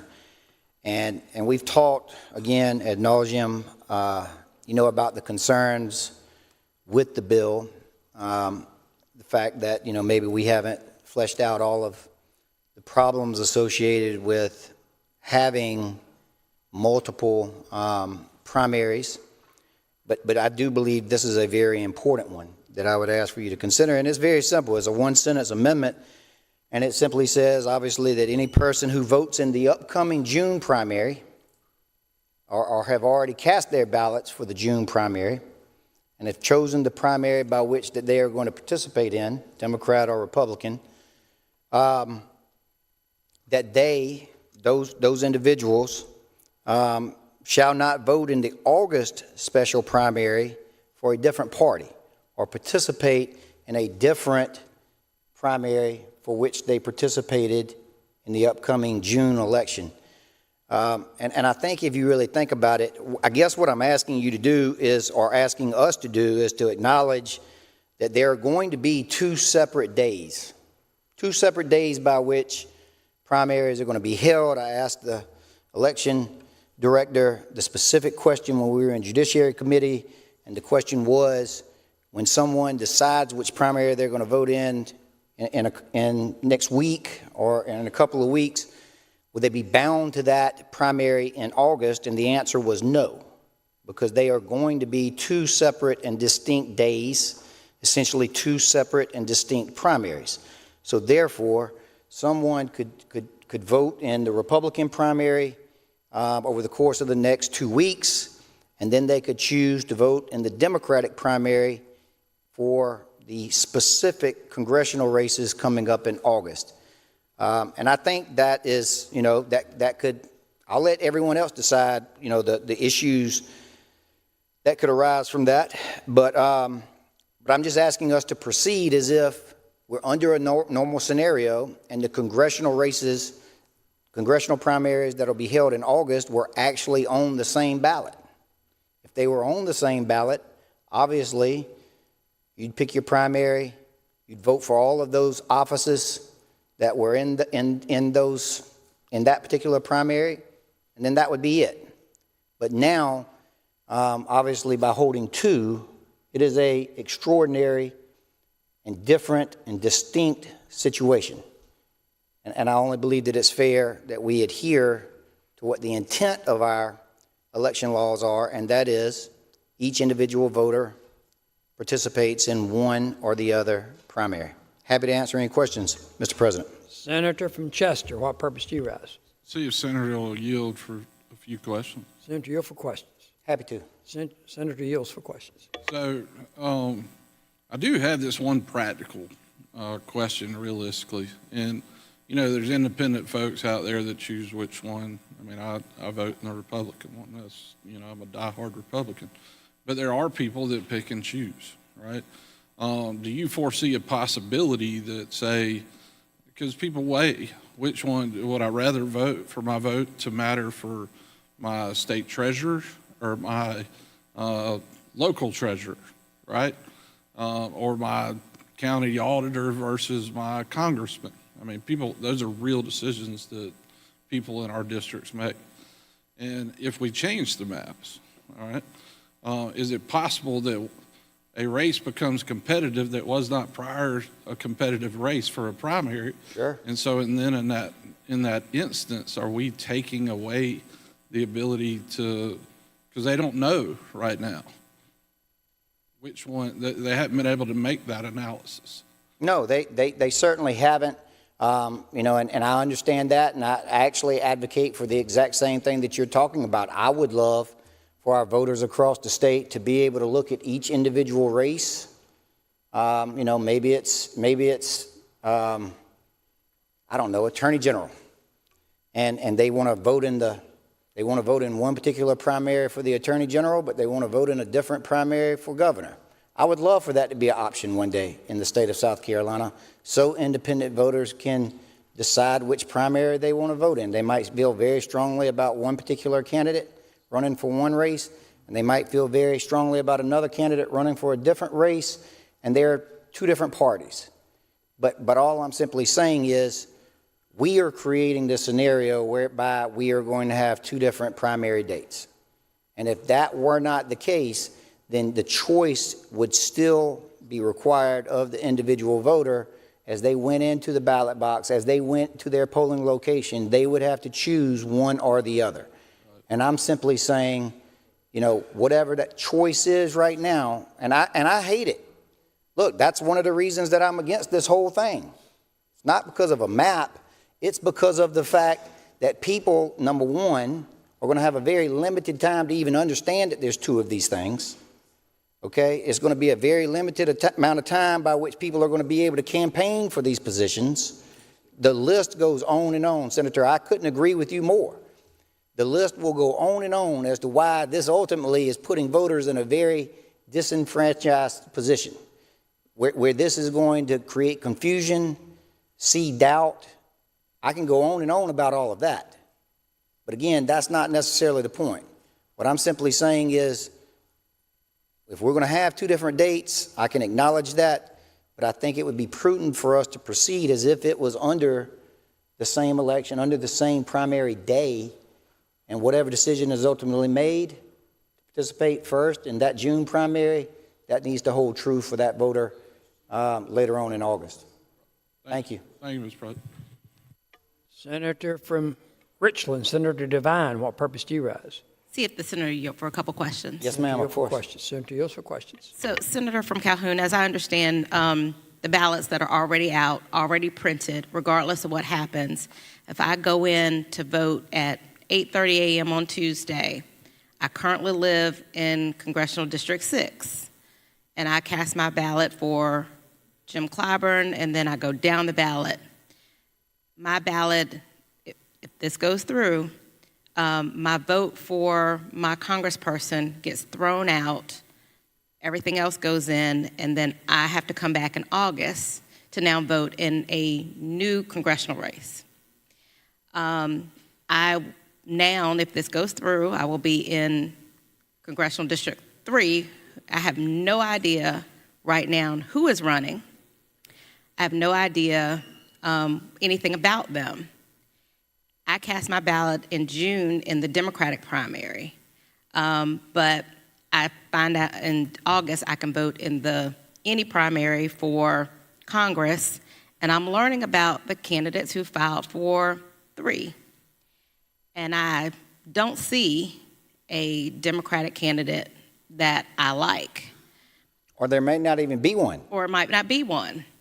But there's 3 or 4 running in the Republican primary.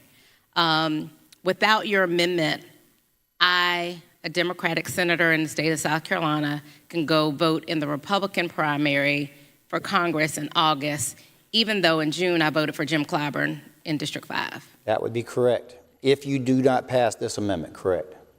So in your scenario, if this amendment passes, I would be precluded from voting in the Republican Party, whether I legitimately want to vote for somebody in the Republican candidate, or maybe I just want to screw with the Republicans and say, let me vote for the very worst Republican I see, and then I call everybody in my church and everybody in my sorority and everybody in PTO and say, hey, let's go screw with the Republicans and vote for this horrible person so that we can get them the very worst candidate in the Republican. And we're able to do that because our legislature didn't change the rules and they said we can vote.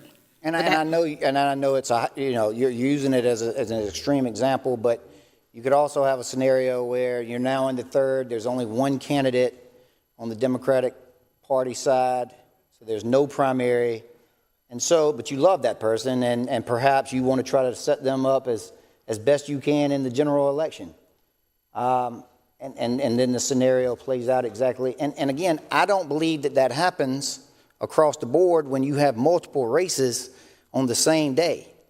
When you go in again in June, you're going to have this multitude of races all across the board.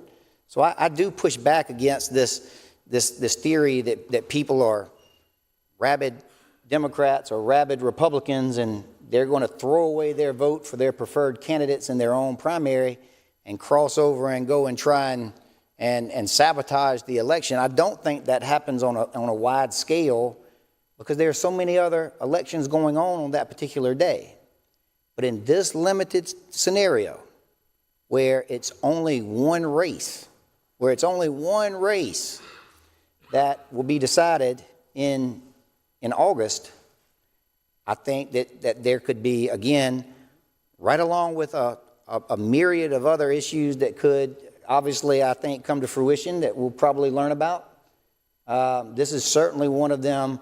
And again, I think that just messes with the veracity of the vote. And I don't think that's right. I certainly hear, and I look forward to introducing legislation with Senator Stubbs and making sure that people can back and I'm messing with you. You know I am. I know that's not what you said. But I certainly do have those types of concerns. And again, this is not really for Democrats or it's not really for Republicans. It's just simply to say this is not something that was thought about prior, but it's something that I think we have to think about because we're going to have 2 different days. Right. And I agree with you, Senator, because did you know in 2024, I actually had a very good friend run for governor on the Democratic side, but I also had a very good friend voting for superintendent of education on the Republican side. Sure. And I wish I could have voted for both, but I couldn't. I had to make a choice to vote in a primary. So, Senator, to your point, in June, people will make a choice in which primary to vote in. And if this bill did not pass, that choice, they would be bound by that choice. And they would have to vote in the primary and the potential runoff in that party.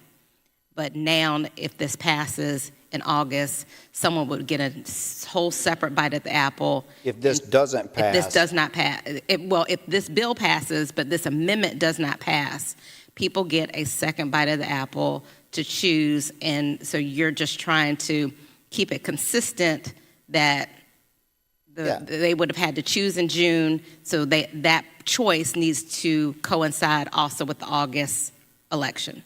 And that's exactly right. And I don't know what will end up happening. Perhaps now that it's going to be such a unique situation, perhaps we have primaries on both sides in all 7 congressional districts. Perhaps that's the case. I highly doubt it.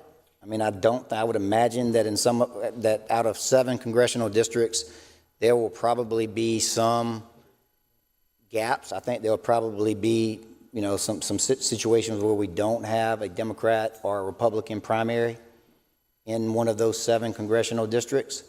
And then that leaves a whole host of voters out there, a lot of very partisan voters out there, right, that aren't going to be able to go and vote in their own identified primary. I'm not going to suggest that I know what they'll do. I just think that, there's a reason why we make, or the laws and the rules require that voters choose a primary, and that's the only primary that they're allowed to vote in during each election. And I'm just trying to keep it as consistent as possible under this extraordinary circumstance. Thank you, Senator. Senator from Lancaster, what purpose do you rise, sir? See if the senator will yield for a couple of questions. Couple of questions. Yes, Senator, sir, of course. 2 questions. Senator, how will the poll workers know what party primary I voted in? There'll be a record of which primary you voted in. If you didn't vote in the June primary, right, then of course you're still free and open to go and decide and have the choice that you want to vote in either one in August. But there will be a record. I mean, we all know that. You've been a candidate. You know that you can go pull the records and decide which. It's no different than verifying that someone is registered to vote. I mean, we'll have the list, and when they go to check in and prove that they're a registered voter, then there's going to, there's pretty straightforward. There'll be a primary by which they voted in June. That'll be one more piece of information, will it not, that the poll workers like to have? Listen, it's already going to be as confusing as it can possibly be. If what you're saying is you want people to be able to cross back and forth, then I understand, vote against the amendment. I'm just asking how mechanically it get done. I mean, I like your idea. No, again, I mean, we will know we'll know which primary every single voter that votes in June, we'll know what primaries they voted in. Yes, there will have to be some type of notation, I guess. You know how it is when you go in and you register or you show your voter registration or your ID, and they see they pull your name up to ensure that you're a registered voter and that you're eligible to vote at that particular polling location. There'll be a notation of which primary. I mean, I would imagine they'll even be able to go ahead and get those ballots ready for that individual person. I don't know about all of those minute details, but I know that we'll have the information, and when that person goes to actually vote, then they'll be obviously told and directed that you voted in June. In this particular primary, here's your ballot. Thank you, sir. Yes, sir. Senator from Charleston, Senator Sutton, what purpose do you rise, sir? Senator, yield for a question. Yes, sir, I do. Senator, yield for a question. This is a follow-up from what Senator Blackman just asked. Are you aware that when you go to a partisan runoff election, they pull up right away and verify that you're voting in the correct one? It's already right there available, and I imagine the exact same thing will be used for the August primary. Again, because we don't want anyone voting in that runoff election that did not vote in that original primary. Senator from Greenville, Senator Corbin, what purpose do you rise, sir? Would my good friend, Senator from Calhoun, yield for a question? Hello, friend. Yes, sir. Of course I will. Senator yields for a question. Senator, did you know I don't really particularly agree with you on the delay process that you talked about earlier, about it getting back over to the House and them dealing with it in an expeditious fashion. Senator, the House literally convened the Rules Committee and adopted a whole brand new rule to make sure that they were able to take up this legislation expeditiously and get it over to us. I believe that they will be waiting anxiously for the time that the clock ultimately runs out and the bill is heading their way. I would imagine that they will be there. It'll only pretty much take the amount of time it takes one of our dedicated staff to walk it over. They'll get it and probably can concur within the hour. Well, I think we just disagree on that. But, Senator, I think it's did you know that I have, this is sort of tantamount to a registration by party sort of bill, a closed primary bill, whatever you want to call it. And I've filed those bills. No, I disagree. I filed those bills before, but it hints of it, which I respect. I truly do. And I filed those bills before, so I sort of agree with what you're saying. But also, I would like to make, Mr. President, a point of order under Rule 24. I don't think this is germane to what we're dealing with.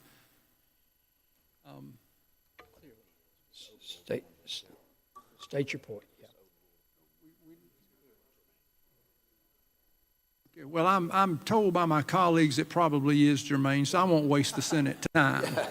You withdrawing your point of order? I will withdraw that point of order. Thank you, Senator. So again, I do appreciate the question, though, by my good friend Senator from Greenville. But here's what I think. I mean, it's obviously a big concern. Are we truly going to sacrifice? Are we truly going to sacrifice fixing as many of these issues in this bill as we possibly can over a couple of hours?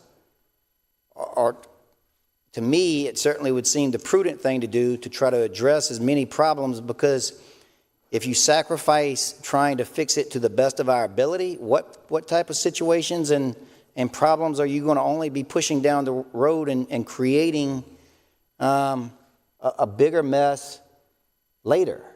I mean, we from the farm, right, Senator? I mean, if I start hearing something going on with my tractor, or if I feel a big vibration, I learned the hard way, you probably don't need to keep running it. You probably need to go ahead and stop and figure out what's wrong with it, because if you don't, you're just going to give it a bigger problem later on down the road. Senator from Berkeley. So that's what I'm trying to do right here. I feel like something's a little bit off with this one, and we're just trying to fix it. Senator from Berkeley, Senator Grooms, what purpose do you ask? See if the senator answer a question. Senator Yield. Yes, sir. Senator Yields. Senator, I hear your explanation, and it seems to me you're limiting voter participation and voter rights in doing this. And an example would be, under the current map, across South Carolina that I represent, there's some folks that I know that are going to be voting in the Democrat primary if this map does not go into effect. But if it goes into effect with your amendment, they would find themselves in the new 6th congressional district. They may want to vote for Wes Clymer, but they would be unable to do so. Through no fault of their own, they now find themselves in another congressional district. Now, You're right about that. At no fault of their own. That's right. Just like Fault every will lie other, here. just like Yes, sir. every other reapportionment we've done, voters find themselves in different districts. Sure. We're going to have a lot of voters. If this becomes law, there'll be a lot of voters. And Senator from Charleston, I think, mentioned the number 1.4 million. 1.4 million voters will find themselves in a different congressional district.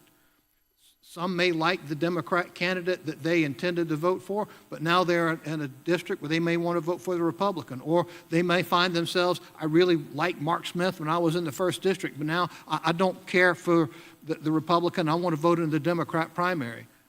I don't know why we would limit the voters' choices in doing that. Sure. I mean, I don't disagree with you, but I've explained why it could be a concern. But listen, I don't want to have to be up here doing this. If we would have done the responsible thing, and this was such a high priority of the General Assembly, the Senate, and the House, this would have already been done. And we would have congressional races getting ready to take place under new lines for the June election primary, and we wouldn't even be having this conversation because everyone would have already known who the candidates were, and they would be participating in their chosen primary. But that's not the case, because we didn't decide it was a priority until a couple of weeks ago. And again, for the reasons that I've laid out, how this could be so problematic, I mean, I don't know. We've got candidates in this room that I would love to hear for. If they think that this is a bad idea and they want to open it up to each and every, person in their particular districts that are going to be participating in the August primaries, and they want to do it for every rabid Democrat and every rabid Republican, maybe it's a wash at the end of the day. I don't know. Maybe it doesn't have an impact. Maybe it does. Senator, to me, it's not necessarily a wash. If I find myself in a new congressional district, I would hate to be limited in my choice. And that's what your amendment does. It limits your choice for someone who finds themselves in a new congressional district. And I'm opposed to it. I don't think it's a good idea. If you go to the polls and you know what congressional district you're in and you cast your ballot, then you know what your candidates are. but we're changing the congressional district, so you may be in a different congressional district, and the politics may be different, the choices may be different. I don't like this one, I like that one, I like this one. Let the voter decide. That's what I'm saying. And I can respect that position, certainly, Senator.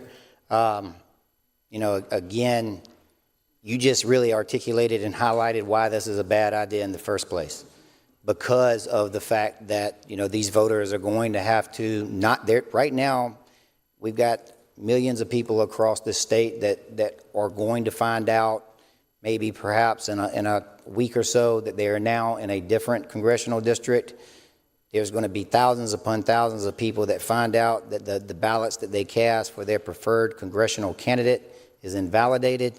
I could not agree more with you that we are creating this mess, and I respect your opinion on it, that you want to just, you know, make sure everybody has a brand new choice on one particular race. I accept that. Pending. Thank you, Mr. President. Pending question is the adoption of the amendment.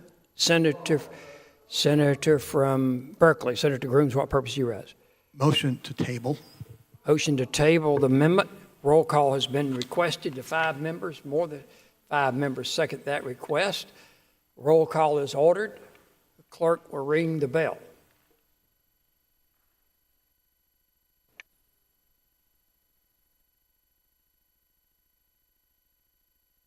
The pending question is the motion to table the amendment. The reading clerk will call the roll of the Senate on the tabling motion. Mr. Adams? Aye. Mr. Alexander? Aye. Mr. Allen? No. Mr. Bennett? Aye. Mr. Blackman? Aye. Mr. Bright? Aye. Mr. Campson? Not voting, Mr. Cash? Votes aye. Mr. Chaplin? Aye. Mr. Clymer? Aye. Mr. Corbin? Mr. Corbin not voting, Mr. Cromer? Aye. Mr. Davis? Aye. Mrs. Devine? No. Mr. Elliott? Votes aye. Mr. Fernandez? Aye. Mr. Gambrell? Aye. Mr. Garrett? Aye. Mr. Goldfinch? Aye. Mr. Graham? No. Mr. Grooms? Aye. Mr. Hembry? Aye. Mr. Hutto? Aye. Mr. Jackson? Not voting, Mr. Johnson? Votes aye. Mr. Kennedy? Aye. Mr. Kimbrell? Aye. Mr. Lieber? Aye. Mr. Martin has leave. Mr. Massey? Aye. Mrs. Matthews? No. Mr. Ott? No. Mr. Peeler? Votes aye. Mr. Rankin? Not voting, Mr. Rickenbaugh? Aye. Mr. Rice? Aye. Mr. Sabb? No. Mr. Stubbs? Votes aye. Mr. Sutton? No. Mr. Tedder? No. Mr. Turner? Votes aye. Mr. Verdon? Aye. Mr. Walker? No. Mr. Williams has leave. Mr. Young? Aye. Mr. Zell? Aye. All senators voted. Senator Campson votes aye. Senator Rankin votes aye. Senator Corbin votes aye. Further members wishing to record your vote? Final call. Polls are closed. The clerk will please tabulate.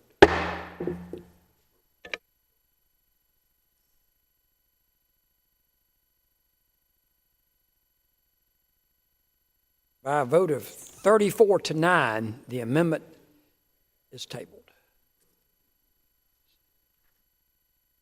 Senator from Charleston, Senator Sutton, what purpose do you rise, sir? Unanimous consent request to go to Amendment 9A. Is there objection to the unanimous consent request by the Senator from Charleston, Senator Sutton, to proceed to Amendment number 9A? Is there objection? Hearing no objection, so ordered, we will publish Amendment number 9A by the reading clerk. Amendment number 9A is by Senator Sutton. It does amend the bill in Section 4 by adding a subsection to read. Senator from Charleston, Senator Sutton, what purpose do you rise, sir? Explain the amendment. You're recognized on your amendment, sir.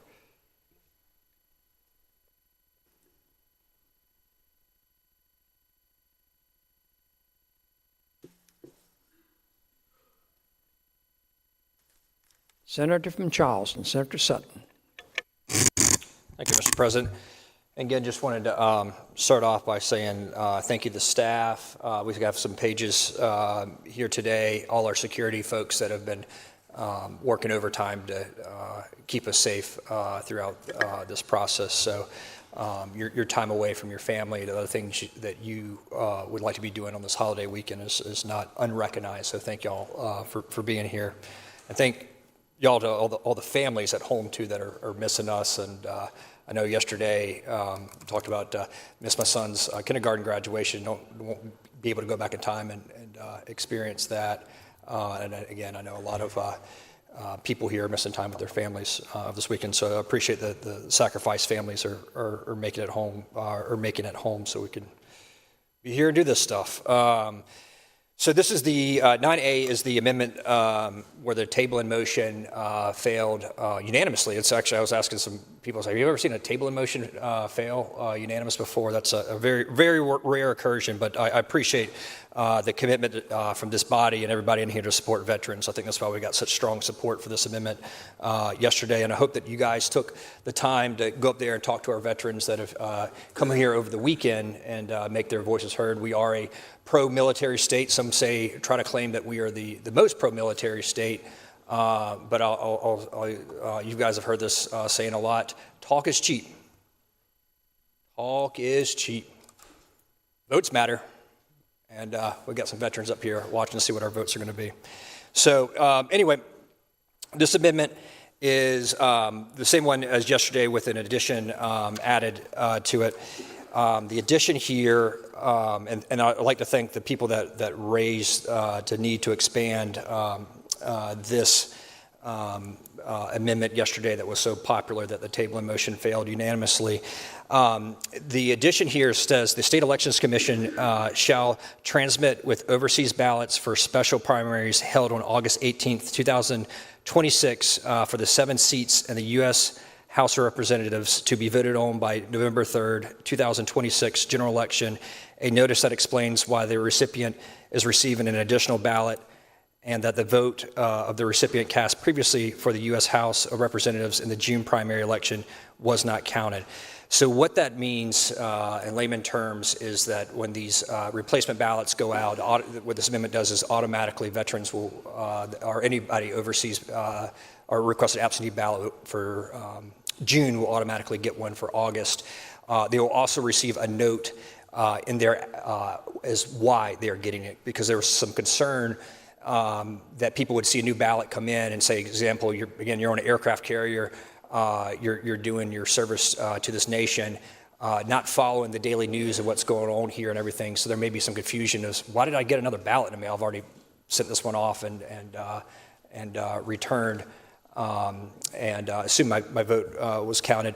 So there might be some confusion. So this note will help clarify why people are receiving another ballot. And that way also, too, if somebody gets one, they may be without a note or understanding. They may be afraid to vote again, thinking that potentially it was a second ballot was sent in error, and they may be creating some kind of election fraud if they vote again. So the addition of this language is to ensure when people receive this mail, they know what they are receiving and that it is lawful for them to vote again in their primary for the congressional races that we are choosing to reschedule here at the last minute. So pretty simple, pretty straightforward. I know the argument is going to be made from somebody that if we amend it, it goes back to the House. That is correct, it will. Again, I think the House will be ready to receive pretty quickly. To give you some numbers, we're talking about 13,000 as of about an hour ago. There have been 13,159 absentee ballots sent out around the world. So far, 4,078 of those ballots have been returned to us. So that's the numbers that we're dealing with. Now I'll say if it was even one person, it's worth doing it because we believe in supporting our military and not disenfranchising the military vote. So we want to make sure that they automatically receive that ballot. And then also have a note in there explaining why, because it is confusing. They are receiving another ballot for an election that they've already voted in. So with that being said, I'll take some questions. Senator from Calhoun, what purpose do you rise, sir? See if the senator would yield for a few questions. Absolutely. Senator yields for questions. Thank you, Senator Mr. yields. President. Senator, could you repeat that number of ballots that have already been mailed out?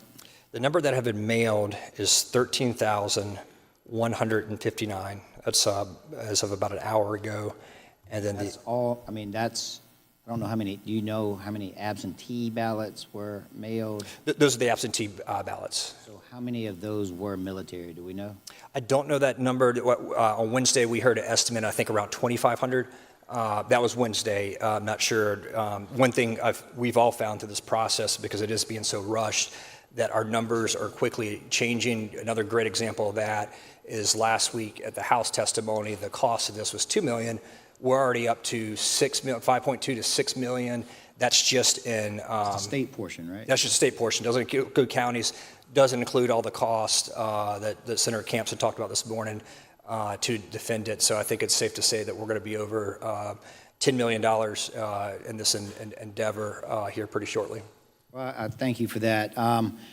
As someone who was in the military, and I would imagine probably cast one of those absentee ballots in your past, when does a overseas military personnel have to get those absentee ballots back in?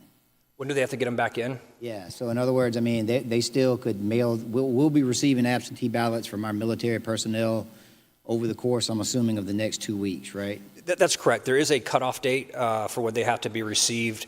I would assume it's probably within 48 hours of Election Day. I don't want to say I don't know the exact drop dead time, but it's right around the actual Election Day. So the ones that are currently out have to be back by June 9th, and then the ones that we would automatically, that this amendment would allow us to automatically, not force veterans to go back online, sign up again for this, the ones that would automatically be August 18th.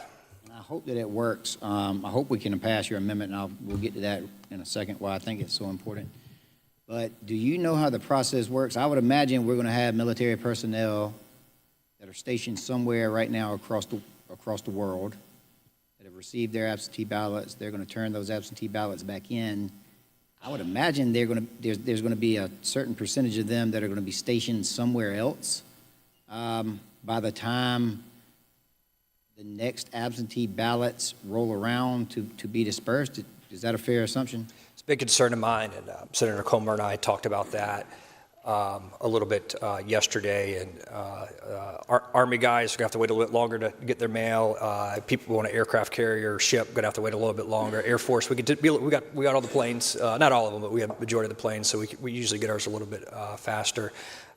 So yeah, it does take some time. And then there's also now, which is just great. I'm so glad that we have done this. There is also the option to vote electronically from overseas too. So getting notice to those folks, I would imagine, is a good bit easier because they're going to have that email and that record on file there. So I'm just thankful that as a state we make it easy and allow. But the paper ones, there will be some people that will not get these ballots on time. I can guarantee that. But again, it doesn't mean we shouldn't try.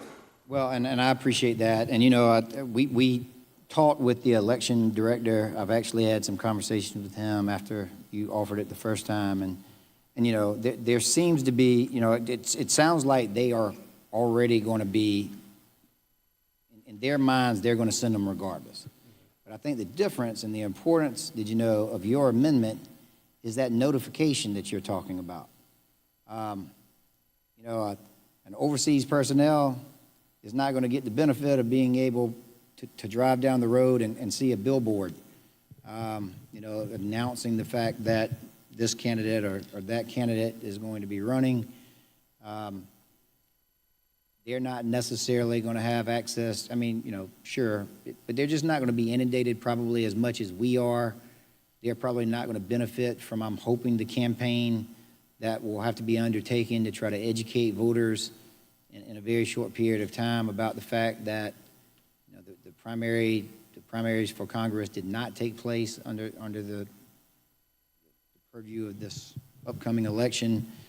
And so, you know, for those that would make the argument, they're already going to receive another ballot, right? The Election Commission is already required to send them another ballot. Perhaps, right? But that's really not the crux. Jump in there real quick. There is a discrepancy between federal law and our state law. Our state law says upon a voter's request. And so there's a difference there, right? And this is obviously, we can't pass federal law. We're here passing state law with this. So our state law is not automatic for this, and it needs to be. And partly because this scenario has just never been contemplated before. Again, we're in complete uncharted territory about taking one election and then saying, no, we're going to move this one over here to August, and again, while people have already voted, and then all these stay the same. So no surprise there that our laws don't, and I get it, like state election director, I appreciate the work he's doing. It's easy to say, yeah, we would do that automatically. Let's codify that. Let's put it in law. What concerns me about that automatically, if we don't have state law in place to direct them to do that, are you aware of any special appropriations that were made through the budget process to shore up this growing number, this growing cost to the taxpaying population of the state of South Carolina to put this into place, or is that something that is going to ultimately have to be done at a later date? Absolutely later. I mean, this process didn't even begin until, two weeks ago, and we passed the budget 3 weeks ago. Kind of like moving forward with a redistricting plan without guidelines to move forward with a reapportionment / redistricting plan. We're kind of moving forward now with I got a better one for you, Senator. I got a better one for you since it's Memorial Day weekend. Okay. It's like taking the aircraft off the ground with minimal gas in the tank.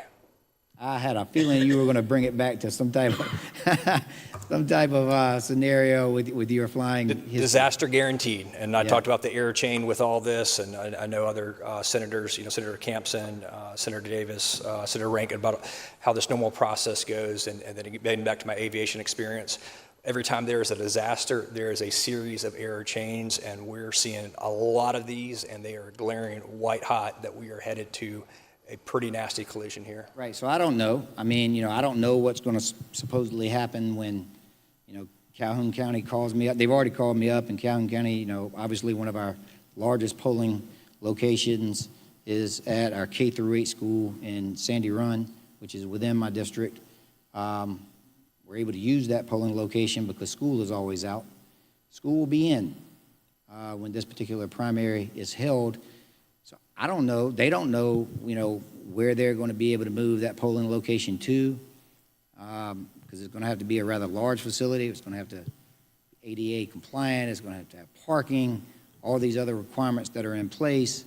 Maybe they have to end up spending money to go and rent a location. I don't know what's going to end up happening. I don't think anyone in this body knows the issues that are going to arise, what the ultimate cost is going to be. What scares me, is that if we don't specify that this ultimately is going to take place, then when money starts running short, hard decisions are going to have to be made. Some things are going to end up being paid for, while other things, there's literally not going to be potentially any funding to be able to do certain things. And I do believe, like you, that this is one of those things that shouldn't cost a lot of money, but it's one of those things that we have the opportunity right now today. We have the opportunity. You have foreseen a potential problem, and you are trying to address the problem through a change in legislation. Isn't that what we're supposed to be doing? That's what we're supposed to be doing.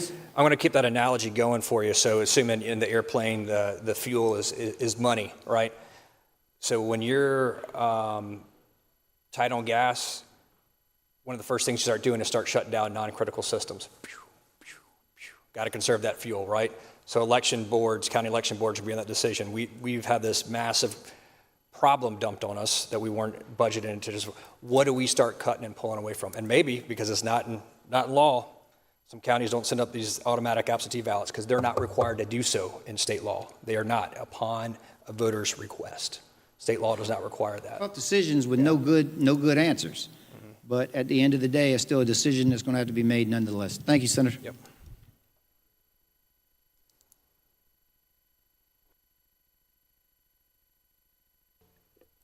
Senator from Kershaw, what purpose do you rise? Just the senator yield for two questions. You got it. Senator, first question is, there is a printout here that says we are number one in the nation for best and worst states of military retirees. And I believe that you were stating earlier how important it is that we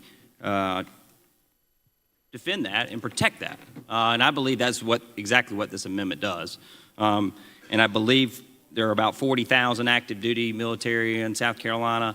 Can you go with the basis for it with me and just how they impact South Carolina, just briefly? I know everybody's tired, but this is extremely important that we continue to be the number one in the nation as far as taking care of our active as well as retirees. So you quickly just go over those bases with me? Yeah, absolutely. And I'm glad that to see South Carolina at the top of that list, because we have done a lot of things to deserve that. I think what we're getting ready to do here puts that ranking very much in jeopardy. There's no other way to cut that. We run the risk of losing that by throwing out military votes that have already been cast in a congressional primary. And I'll say a lot of times, like, one of the more difficult things is maintaining the title at the top when you get there, type thing. And we certainly shouldn't.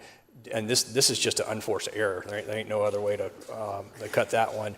But to your question, I know I'm not going to hit every base throughout the state, but we have Army, Navy, Marines, Air Force. I don't know if we have any Space Force elements yet. I still don't think Space Force is a real service. I think I'm glad that we have a Space Force, because now the Air Force has somebody to pick on other than the Coast Guard. But I don't know if we have any Space Force elements. We probably have a couple Space Force officers here are enlisted on exchange tour. But through my experience, I started my career off at Shaw Air Force Base and Senator Zell's district. And then the rest of majority of my career, I did a little time with exchange tour of the Army out of state, but a lot of time at Joint Base Charleston, primarily flying the C-17s down there. At Buford, you've got, I think they're phasing out I don't know if they have any F-18s left, but 35s is what they're transitioning to. Of course, Fort Jackson, they're doing basic training for the Army. At Charleston's now a joint base, which I'm still getting used to that, even though they made that change 10 years ago, because when I started there, it was still an Air Force base. But you have the weapons station there, which are our only nuke school in the nation. So that's incredibly important facility, because every nuclear person goes through that school. Senator, you did great making sure that our bases are recognized, and I think that's exactly what you're doing here with this amendment. We are taking care of our veterans. That's exactly what we should be doing. The only other question, you said something earlier about the cost for this additional election. One of the things we've heard about is a state cost of $6 million. So I've done some research, and I've heard out of 31 out of the 46 counties, the county portion of this, just the county portion of 31 counties, is $5,785,371. So I'm just going to leave you with that amount of money. That's just 31 counties. Yeah, that number, that list of the cost of this exercise is continuing to grow, and much rather put that money towards Senator Ott's effort during the budget of giving hungry kids a opportunity for a free lunch at school. But Senator from Charleston, Senator Lieber, what purpose do you rise? My friend for Charleston would yield for a question. Yes, sir. Yield for question. Senator yields for question. As you know, I served overseas. I served in Bosnia, and I was able to absentee ballot for war hero Bob Dole back in '96. And I think this is as you believe, this is a sacred thing that we do for the military, allowing them to vote when they're overseas. And you know, the director has said that he can handle this and that they are prepared to handle this. And it's also really sort of not necessarily true that the guys overseas are in the dark. I mean, we're not in the trenches of World War I anymore, and I have to hope we get a newspaper in the mail. I mean, especially you Air Force guys, y'all have access to the internet all day long, I understand. But right. the high speed, the good stuff too, the good stuff. Even the paratroopers in '96, I used to come off of patrol, we'd go back to our camp, we had the internet in '96. So it's not like these guys are completely in the dark about what's going on in the world, and painting that picture is a little disingenuous, but I would say, you would have to agree, the director has said he is well prepared to take care of our military veterans, and I have full confidence in him, and so I'm going to be voting against this amendment because I know that our director is going to be able to take care of this issue for our veterans. Well, Senator, if you're so sure that he is, why not codify it to make sure it happens? And instead of take somebody at their word that they can do it, because our law doesn't cover the scenario. We're in uncharted territory. So if you're so sure of that guarantee, then let's codify it and make sure it happens. So it seems like everybody is going to stick with the same vote they had yesterday, not to table this amendment, since we are a proud military state here, and I appreciate your support on this. And Mr. President, I move for adoption. Pending question is the adoption of the amendment. Senator from Berkeley, Senator Grooms, what purpose do you rise, sir? Speak to the amendment. You're recognized on the amendment.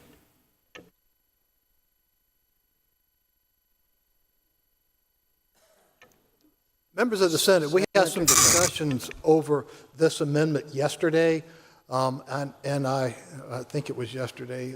Sometimes the days mix up. But, well, anyway, we have our elections director out here, statewide elections director out here, Mr. Conway Belangi. He was here also. He's been here throughout this entire process. And after the tabling motion failed the other day, we moved to carry this matter over so we can get some more information. Mr. Belangi is still right out here, and he informs me that under federal law, overseas military service members who have requested a ballot by law, by federal law, shall receive another ballot. That request lasts for 1 year.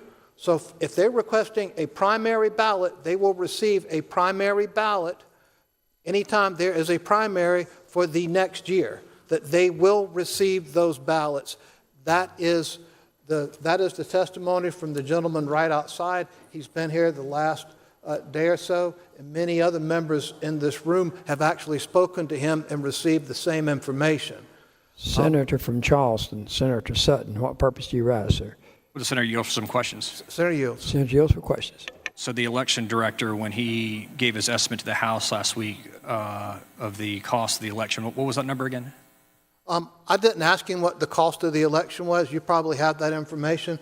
I heard the senator from Richland over there talking about 5.4.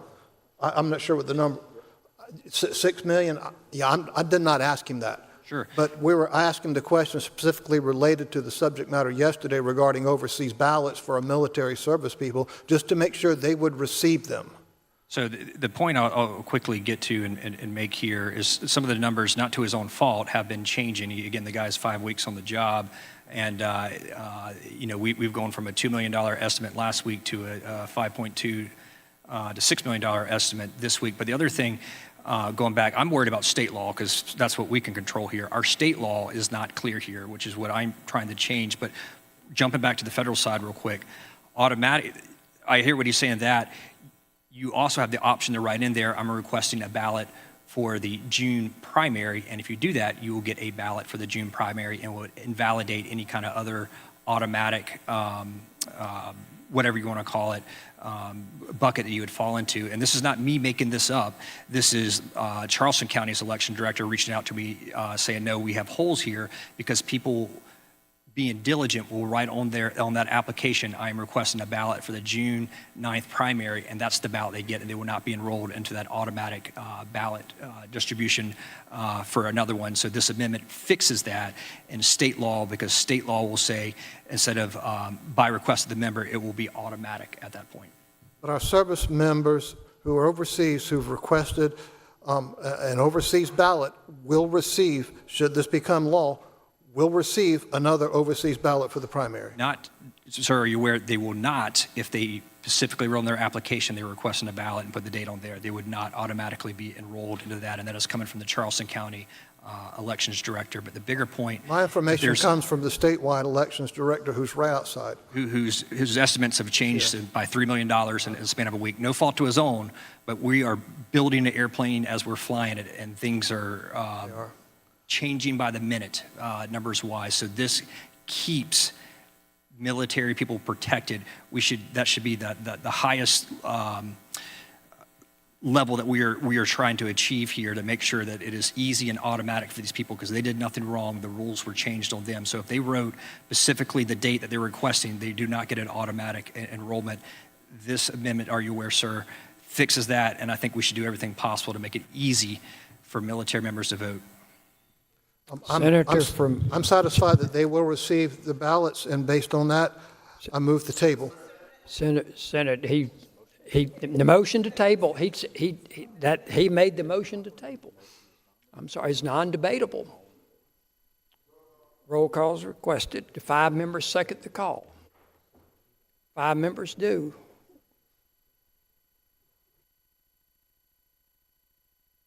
Ring the bell.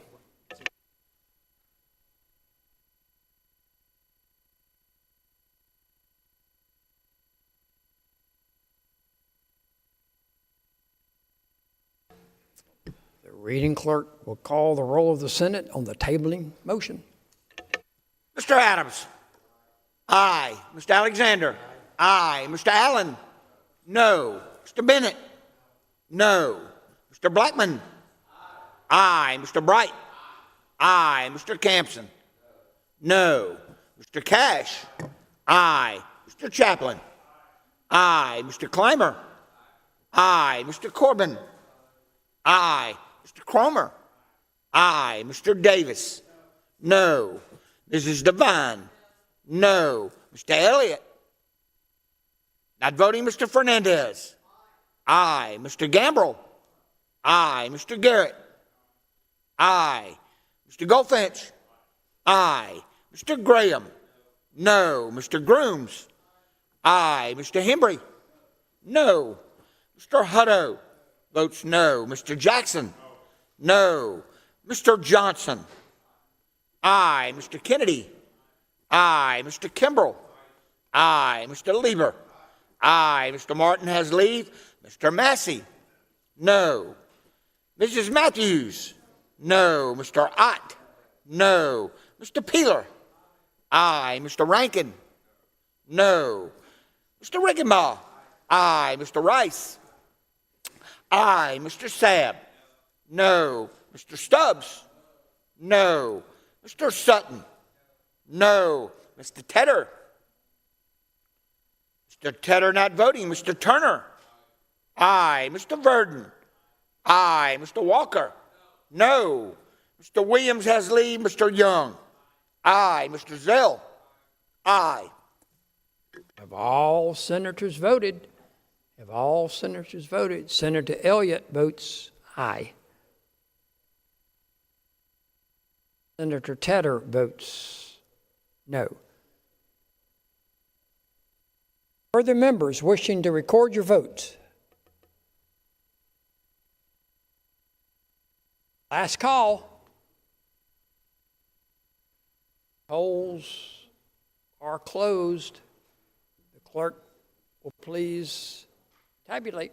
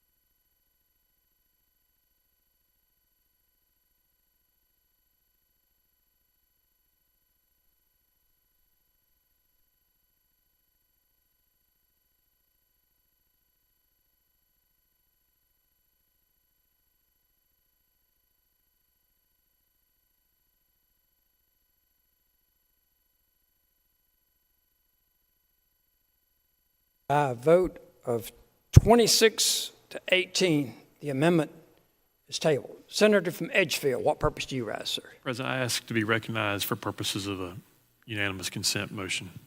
You're recognized for the purposes of a unanimous consent motion.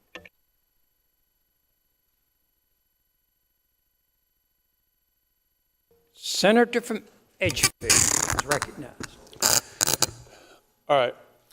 Thank you, Mr. President. Senators, I think we all realize where we are timing-wise and just procedurally where we are, and that we're at a point where we've got, I don't know how many amendments that were on the desk, that we could continue under cloture, and we could probably sometime tomorrow finish with second reading.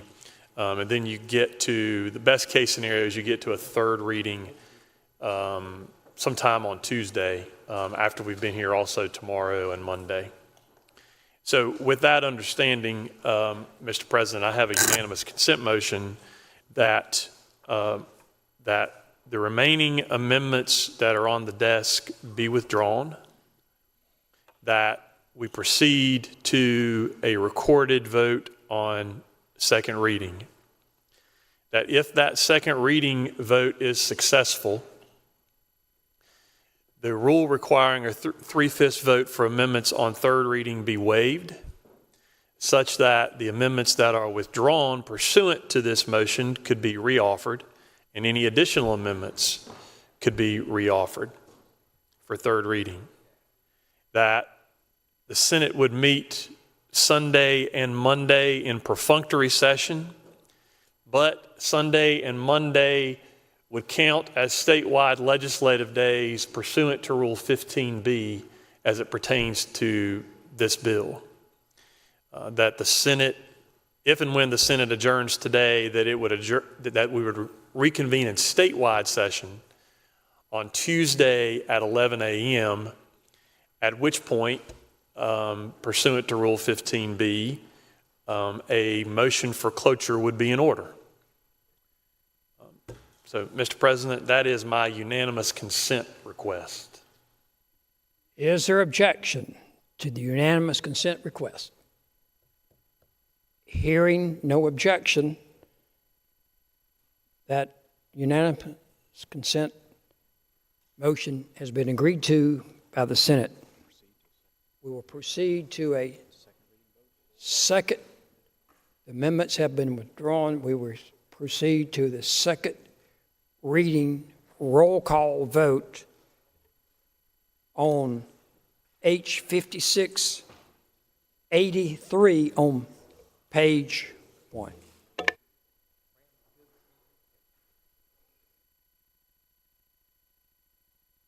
Clerk will please ring the bell.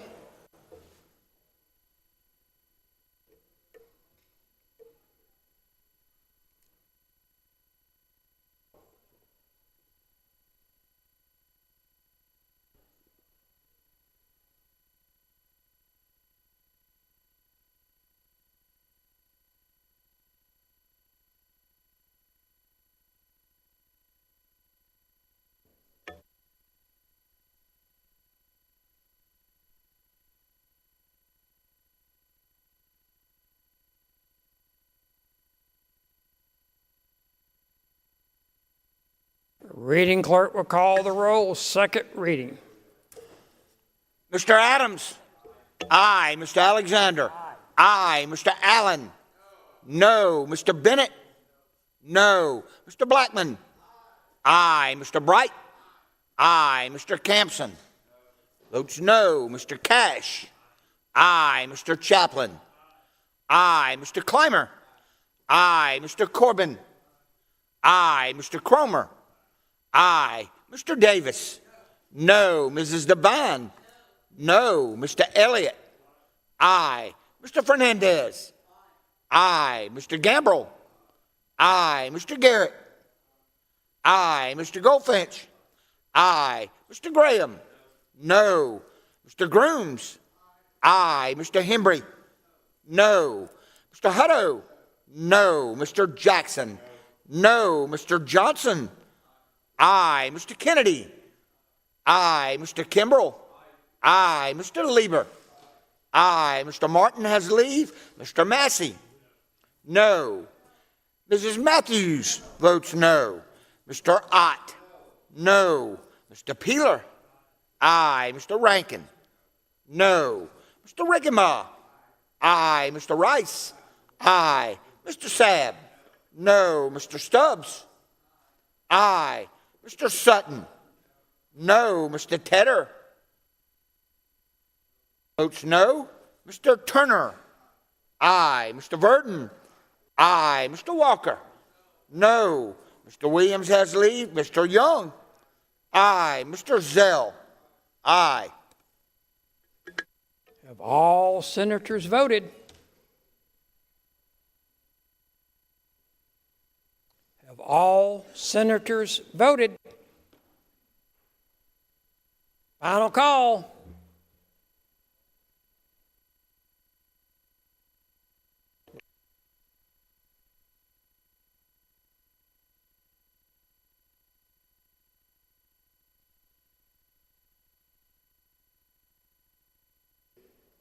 Polls are closed. The clerk will tabulate.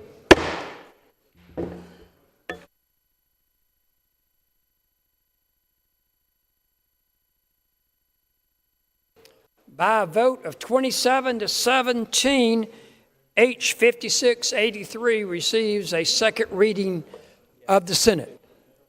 The Senate